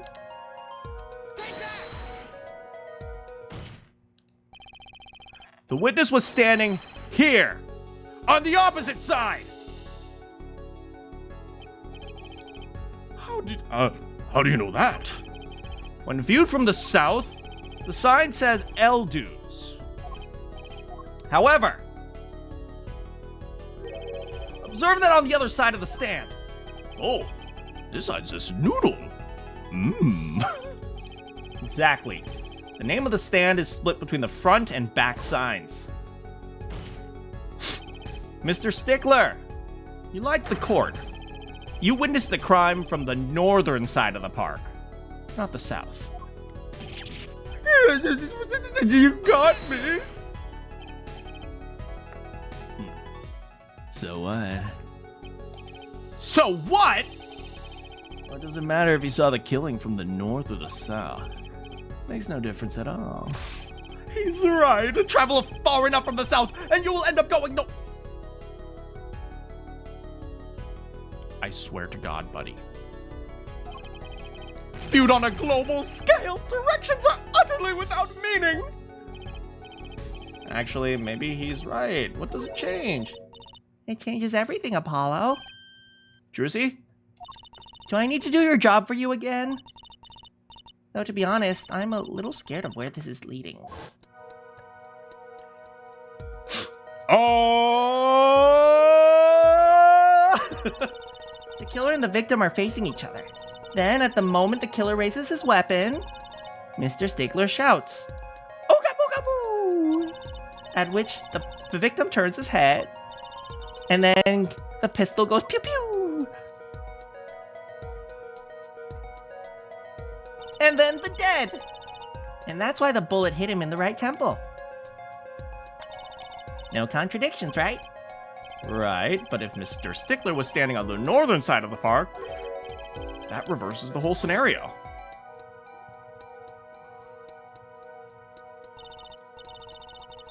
Completely. If Mr. Stickler shouts from where he is now, I'm very smart. and the victim looks in his direction,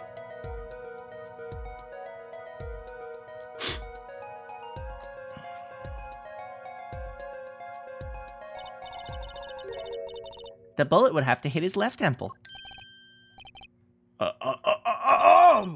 In other words, someone standing at point K couldn't have shot the victim in his right temple. It's impossible. That's right. So now that we know that Mr. Stickler was standing on the northern side, the wound location takes an entirely different meaning. Indeed. You are absolutely correct, my beautiful Fräulein. What meaning? The entry wound was on the right side of the victim's head, correct? Well, the right side of the victim's head is north. No, that's where the witness was. Correct. So if you was standing on the north, then the only person here who could have shot the victim in the right temple is you.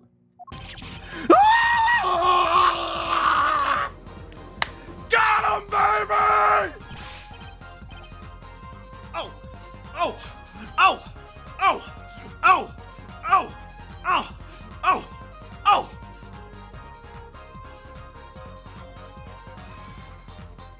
Order! Wow, the apple didn't fall far from the tree. Too bad I'm a pear tree. She flipped this whole case on its head while I was still figuring it out. Oh, he's pissed. Clarify one point for me if you would, Herr Forehead. What now? Are you truly accusing this college student of murder? Well, I can't say he exactly looks innocent. Something still doesn't feel right. I can't picture him as the real killer. Please look aside, I'm a nice guy. Please! All my friends say so. All 0 of them! Oh! Let's hear what the defense has to say. Besides that sick burn. What are you gonna do now, Justice? Should I really accuse Mr. Stickler? Should I accuse him? I really want to. I kinda want to. No. Okay, fine. I don't think Wesley Stickler is a killer, but do the right thing. But he's a butthead. He's not innocent either. His unusual silence tells me that much. Mr. Stickler, you seem unusually quiet. Tell us why. The word confession isn't in my dictionary. Herr Forehead, I'm afraid it falls on you to elucidate. No! Now it's innocent until proven guilty. No. No. No.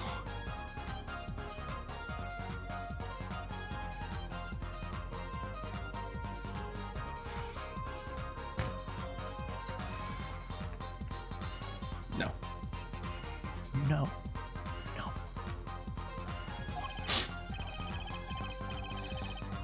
Mr. Justice, you did say you were accusing him Come on. for a crime other than murder. Your reason. The court is all ears. I know he's guilty of something. But what crime other than murder is there? Do I have evidence? No evidence. The court's all eyes, Mr. Justice. Show us evidence that points to the witness's involvement. Okay, listen, Stickler. In the court of law, for murder, you're innocent. But in the court of public opinion, I'm pretty sure you just committed a crime way worse than murder.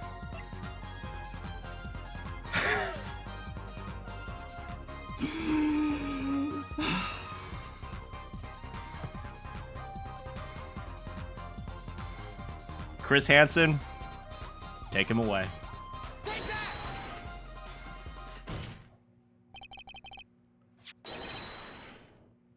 The evidence is this. Is that women's underwear? Hey, those are mine, she says with a smile.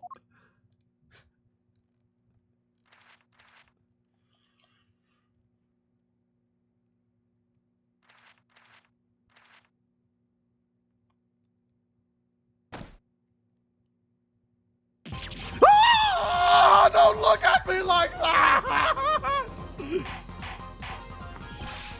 Order! Mr. Stickler! While I cannot say this comes as a shock. Oh! Oh, Judge! Do not roast him like that! It's not what it seems! By Pathagorilla's theory! On the night of the murder, just past 9, a young girl catches a panty snatcher.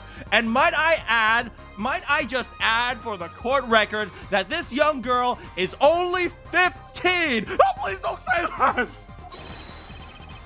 Bravely, she gives chase, but the snatcher flees and hides himself in no other place than the Miraculous Clinic garage.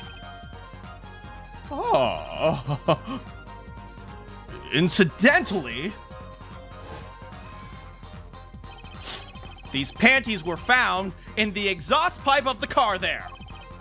Presumably, he was trying to hide the evidence of his crime. Ergo, while you may not be a murderer, your life is over. Please hear me out! It's not what it looks like! Buddy, it's over. You're never finding a job. No matter where you move, people will know that you're there. It's called a registry. You're gonna be on it. Mr. Stickler, you should be ashamed. There goes. Oh man, he's getting kicked out of college like that. It's not what it seems.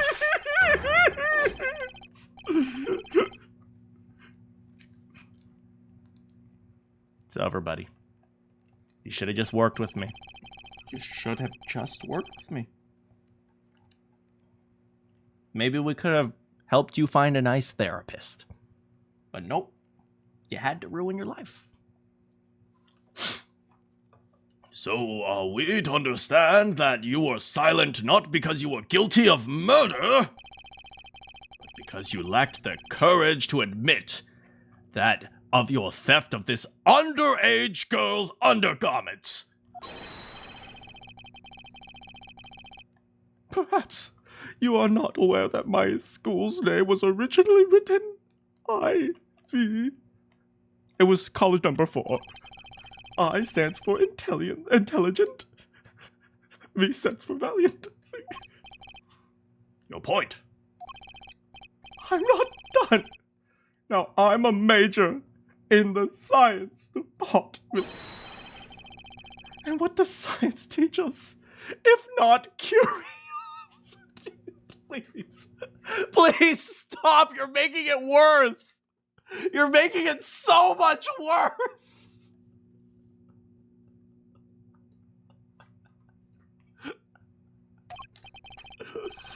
Yes. We of the IVU Science Department are valiantly curious. Please stop. Just shut up.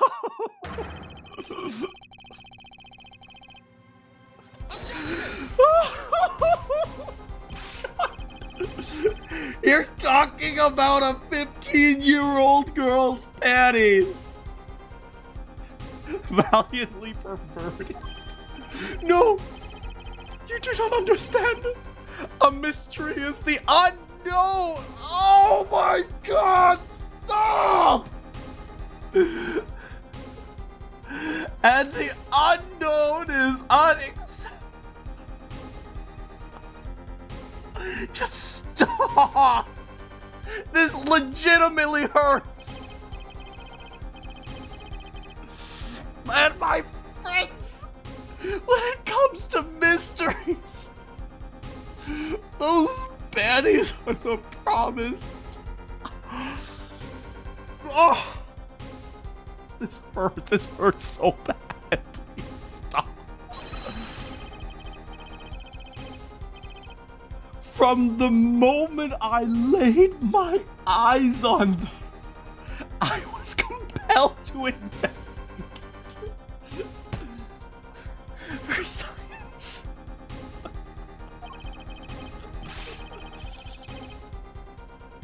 A full-sized car tire was the only the first mystery these panties revealed. What? A tire? Yes, I saw her. Oh my god.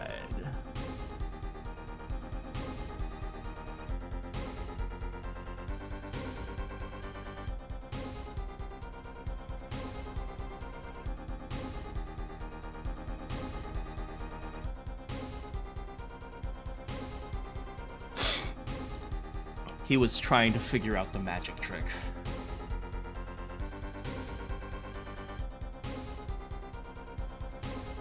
You're a fool.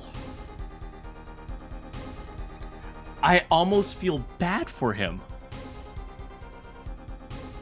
I almost feel bad for him. Like, he ruined, his life is completely over because he wanted to figure out a magic trick. I almost feel bad at this point. It's like, you cannot be that stupid. I'm not sure if he's a pervert, but one thing I am absolutely sure of is he's an idiot.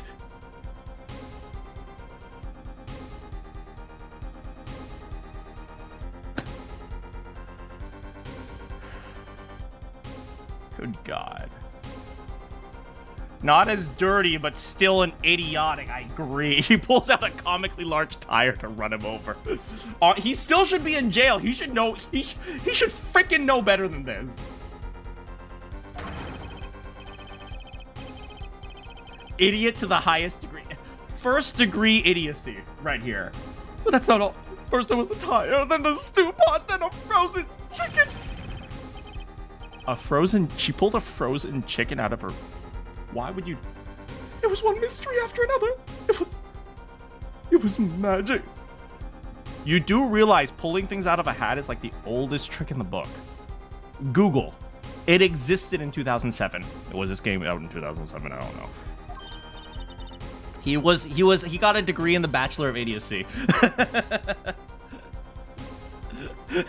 There's a phrase, a magician never reveals her secret.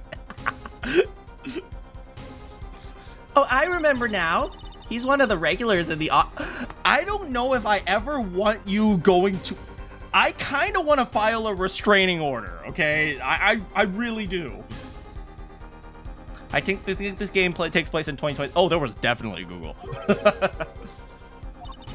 He's talking about my magic panties trick. I don't know. If I know anything about media, they're going to spin this as college student steals underage girls' panties. They're not going to include the magic part at all, because that's not going to get them clicks. I just don't understand. A broom from a pair of panties, it mocks the very laws of physics. A broom and a frozen chicken, Jersey? Whatever happened to doves and bunnies? Mr. Stickler!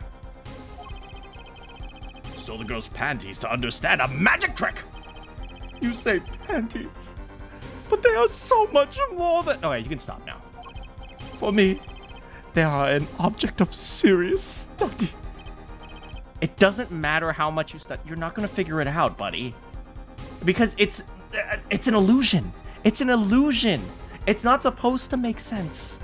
Right? Just read it online. I wonder. There's been a recent rash of panty snatchings in the area. Were they all you? I'm sorry I did it for science! Each time I spied a pair of panties, maybe this would be the pair that would elucidate the mystery. Even that night as she chased me through the streets, I had tears of joy. Perhaps this night would be the... Oh, woe was I, for yet again the lazy heart pattern slipped through my... Mystery is what makes magic fun. I agree. Like, once you figure out the trick, it's no longer fun. That leaves one thing unexplained. You refer to our witness's other lie. Yeah. The witness claimed he saw the crime from the south. It was in fact the north. How the hell did he take plums? I don't know, man, but he somehow beat up the Yakuza. Indeed. Would anyone care to explain why he lied? Because he didn't want to be related to the direction of the panties. Be my guest, Hair Forehead. Me? Did I not hear you correctly? Did you not say you do not accuse the witness of murder? Why then did the witness lie about the location at the time of the shooting? Or have you no idea? Apollo! There's something about the way the diagram is arranged right now. When you think about it, right near where Mr. Stickler was standing, isn't there a... Well, Mr. Justice. Unfortunately, I do. Buddy, I am so sorry, but if public perception doesn't ruin you, you gon' die.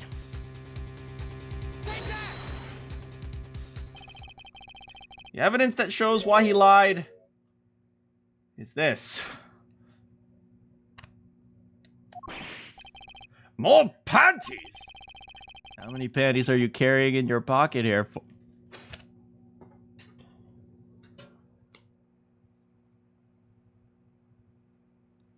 I asked because I'd give you my underwear too. What? These were the last honest. These were found in a trash can at the park. Looking at the diagram, we can see the trash can was right next to where the witness stood. Mr. Stickler, you did it. Alas, I'm a failure as a scientist. I can't unravel the mysteries of the universe. I can't even unravel the pair of panties. So these panties are your handiworks as well. He looks like a criminal. He's like, I can't be found with this. That night, I had been chased, hounded to the miraculous clinic garage. I think Trucy could have probably beaten him up, to be honest. Weeping in frustration, I was forced to abandon my prize. Don't you see how I felt? Believe me, I would rather not. I hid in a garage for a short while, then abandoning the panties I made for home. To avoid the office where the girl works, I went towards the south entrance. When I saw them hanging there on a clothesline by a giant mansion. A giant pair of... Damn! Damn, unintentionally throwing shade. Apparently, he didn't know those bloomers belonged to the mob. I had them, safe in my pocket, ready to take home, when I stumbled upon a murder. The murder of Dr. Maractus. I reported what I had seen, as I waited for the police to arrive, I got scared. What if they searched me? That's when you disposed of the bloomers. Yes, it was a severe blow to the progress of science, but one that had to be borne. A fascinating, if disturbing, tale.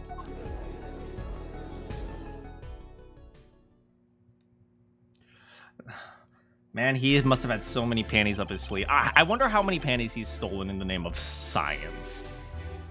I believe this brings today's proceedings to a close. I will say this. Committing crime is addictive. For those of you who don't know, committing crime gives you an adrenaline rush. And that type of thing can actually be addictive. So I would not be surprised if he stole like 1 or 2 pairs of panties for the name of science or for whatever. And then he started doing it more and more and more just because that was something he did. Right? That is actually a thing that happens. Committing crime sometimes does become an addiction. That's not a joke. So the way I kind of see this, and obviously we're speculating here, but it's not impossible that after he stole a few pairs of panties in the name of science, he started saying like, oh, you know, might as well take this one. Oh, okay, there's another, might as well take that one. Oh, here's one, might as well. It becomes almost like an addiction, like a habit for him to do that. And then he kind of uses the excuse of doing things in the name of science, but in reality he's just like, oh, well, this is just what I do now. So that is kind of how I see what happened. That to me, that's what I think happened. That's kind of how I see it.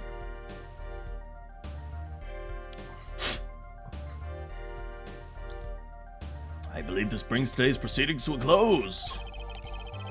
And I'm more than pleased to dismiss this witness for the remainder of the trial. Dismiss him into a jail cell. So as a reminder, he's not a pervert, he just made bad choices. No. As a reminder, we have not proven that he's a pervert.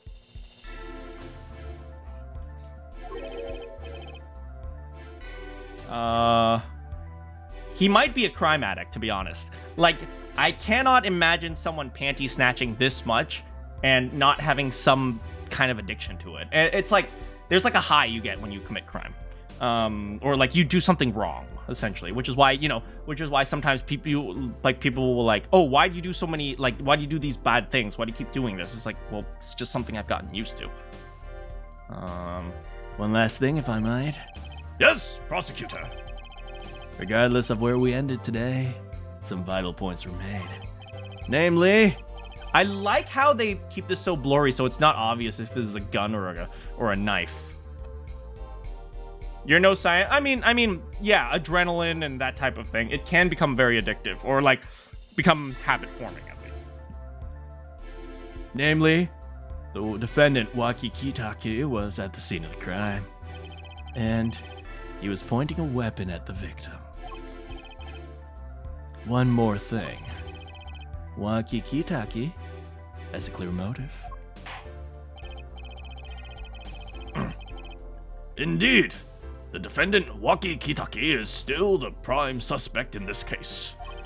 The only suspect, in fact, assuming there was no one else at the scene of the crime. Yet, a mystery remains. The location of the wound in the victim's right temple has yet to be explained. The court requests further investigation from both the defense and the prosecution, except the defense isn't allowed to investigate because for some reason we say the defense isn't allowed to go anywhere. He did that to understand a magic trick. Yes. You know, still, he could be a pervert. We don't know, right? It's not that we can't say he's not a pervert. We just say we don't know if he's a pervert.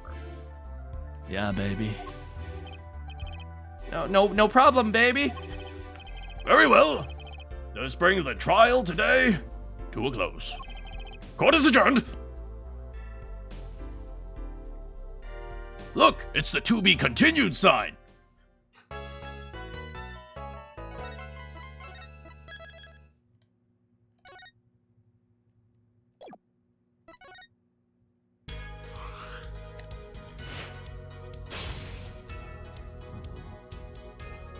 Will the women ever get their panties back?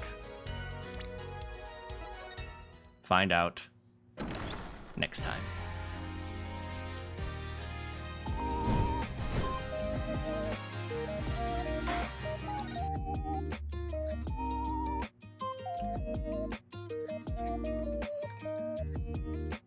Oh man. I cannot believe this stickler guy. Oh my freaking god. That was fun. That was fun, also very uncomfortable. I swear to God.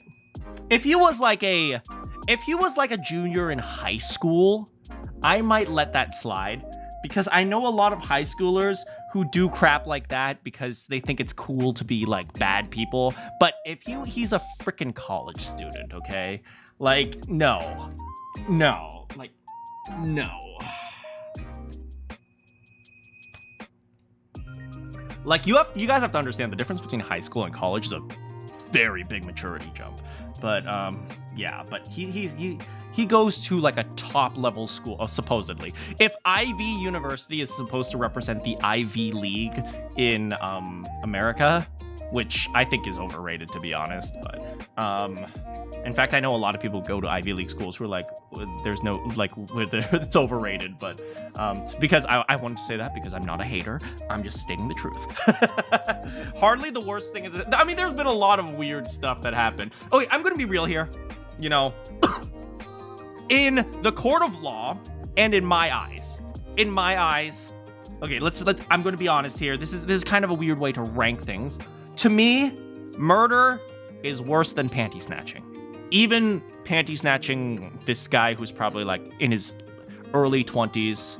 As brief as it was, thanks so much for hanging out with us today, Mystery. Yeah, I'm gonna be honest. As bad as panty snatching from a 15-year-old girl at the age of early 20s is, I don't think it's as bad as murder. However, I can completely understand that it's much easier to hate a person who does that than to hate a murderer. Because murder, to an extent, is a much more abstract idea, right? But things like this type of thing, it's like you have a clear victim. You have a clear victim in mind, and they're visible, and you can actually see, well, there weren't really effects on Trucy. I'm pretty sure they downplayed that, but the traumatic effects can be clearly visible in sometimes, which is why some people think some people associate that as worse. But, you know, it's hard to say, right? Morality is objective, but there's a very small percentage of morality that is subjective, and that is the ordering of morality. And that's where subjective things come in mind. So, yeah. But yeah, it's at the very least he like 1% redeemed himself. Now that we know that it was more for figuring out a magic trick, but we don't know if he had any ulterior motives. Let's be real here, which is kind of weird.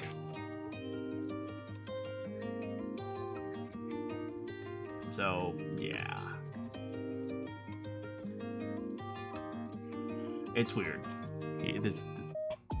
What are some of the bad things that have happened in Phoenix Wright? Let's think about them. One, I mean this. What else? The Regina thing was bad. At least from our standards, it was bad. A lot of people don't really understand what the Regina thing was. For those of you who have, you know about Turnabout Big Top, because Turnabout Big Top was a little bit uncomfortable.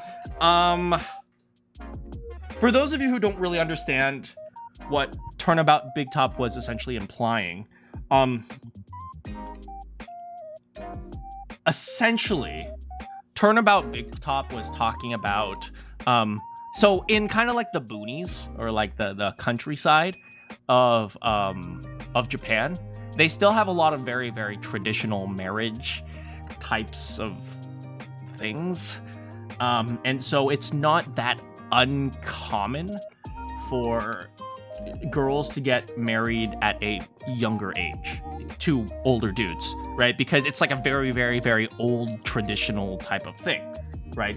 So when in Turnabout Big Top, when you have these older guys trying to propose to Regina, functionally what they're trying to demonstrate isn't the it's not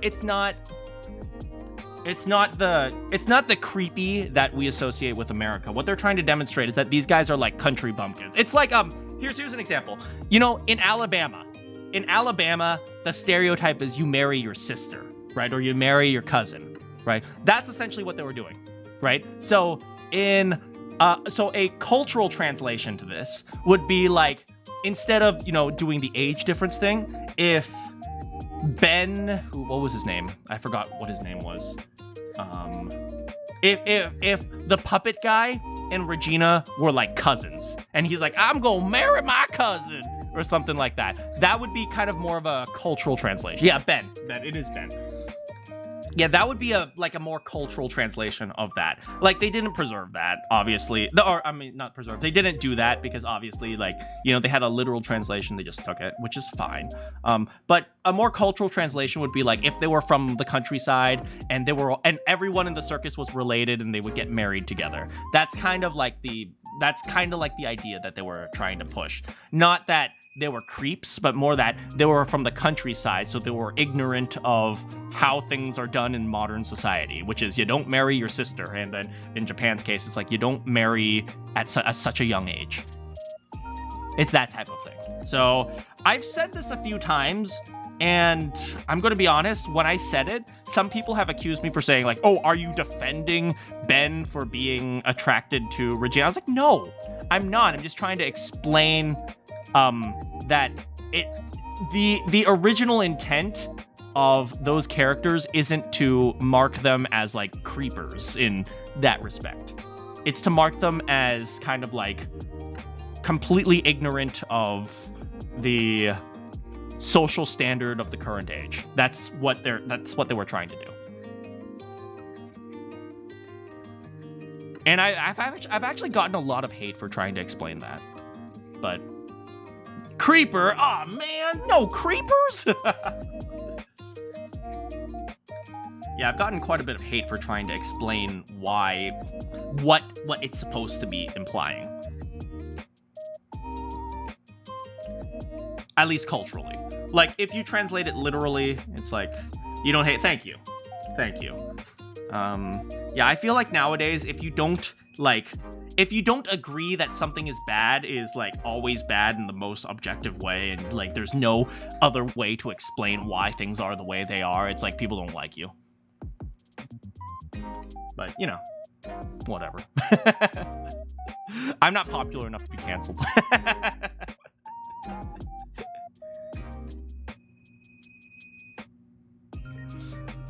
But yeah. Oh yeah, there's a big Assassin's Creed fiasco. You guys keeping watch on that? I'm keeping watch on that mostly because I follow a Japanese game commentator, and man, Japan is so like annoyed right now. So one thing I don't like, being accused of defending or going against someone when you're just explaining why it is. Yeah, exactly, right. Like, if I explain why people act the way they do, it's not justifying their actions, it's just an explanation. Which is one of the reasons why I say, you know, I often say you should sympathize with the bad guy. Not because you should agree with him, but you should understand why they did the things that they did, right? I remember when I said, like, when I tried to explain why, you know, some shooter did the thing they did, they're like, oh, I can't believe how awful you are. I was like, what are you talking about, you know? You're trying to understand, and I think people don't want to understand. I think people don't want to understand, right? Because if you understand, you realize that it's not that different from you. That's the scary part. I think if you realize it's not that different from you, that prevents you from doing it. Which is why I always say you should understand how bad people are similar to you. You should always understand that. But, you know, nowadays, there's a kind of like a, you should do no harm. Like, I am completely harmless. I will never hurt anyone. And that's not a good thing. That's not a virtue. You always try to understand. I think that's a good thing. Yeah, it's sometimes it's hard. Like, explaining why a murderer kills, explaining why certain people become hateful, it's like, there's a difference between, like, and, you know, I think there's a lot of insecurity nowadays because there is so much access to this type of stuff. So people want to hide from it, which is why they often take it into this way of, no, that's not me. I'd never do that. And it's like, you have all these savior complexes. I want to help people, so I'm not a bad guy. Yeah.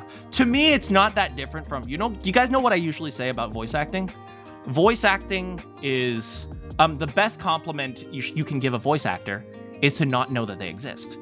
Right? That's what I always say. To me, the whole savior thing, I'm harmless, I never hurt anyone, is not all that different to voice acting for the sake of fame. It's the same idea, really. I also try to see things from other perspectives. I'd rather hear them out even if I know I won't agree with them or like them. Here's the cool thing, right? Often you dislike things when you know that they are possible. Right? Like, you would never, like, you don't give a damn if you hear a murderer's plan and the murderer was all like, okay, what we're going to do is we're going to create a time machine and then we're going to access the space-time continues. Like, you're just insane, right? But it's like, what we're going to do is we're going to kidnap this girl and use her as ransom. Then suddenly you're like, oh, now I feel uncomfortable, right? Because that is a legitimately possible thing. Right? When we don't like things or we feel uncomfortable, that's because we know that they have some relevance in reality. We feel uncomfortable the more possible they are.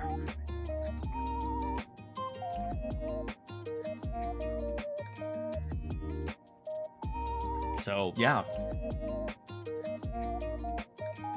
Anyway, I would love to continue this discussion, but I actually have to go pretty soon. So, but I will be playing more tomorrow, so we can have more of this discussion tomorrow. I'm even considering maybe ending the stream a little bit early just so we can like chat about what's been going on with life and all that. We haven't had like a real chatting stream for a while. People are victims of their environment. If you can't understand why people do wrong, you almost always do wrong. Yeah, that is great. That sounded sarcastic. That is great. Ugh, that is great. No, I'm not being sarcastic. I'm being real. Like that is the reality of the what is the quote? History repeats itself, that type of thing. If you don't figure out history or something like that. Something. But yeah. And it's a little bit sad that people don't, we've spent years upon years upon years in our civilization learning from that. And all of a sudden, we kind of like flush it down the drain because we're so focused on, the future now. We don't even bother thinking about the past. Those who forget the past are bad. Yes, that's the quote. Thank you.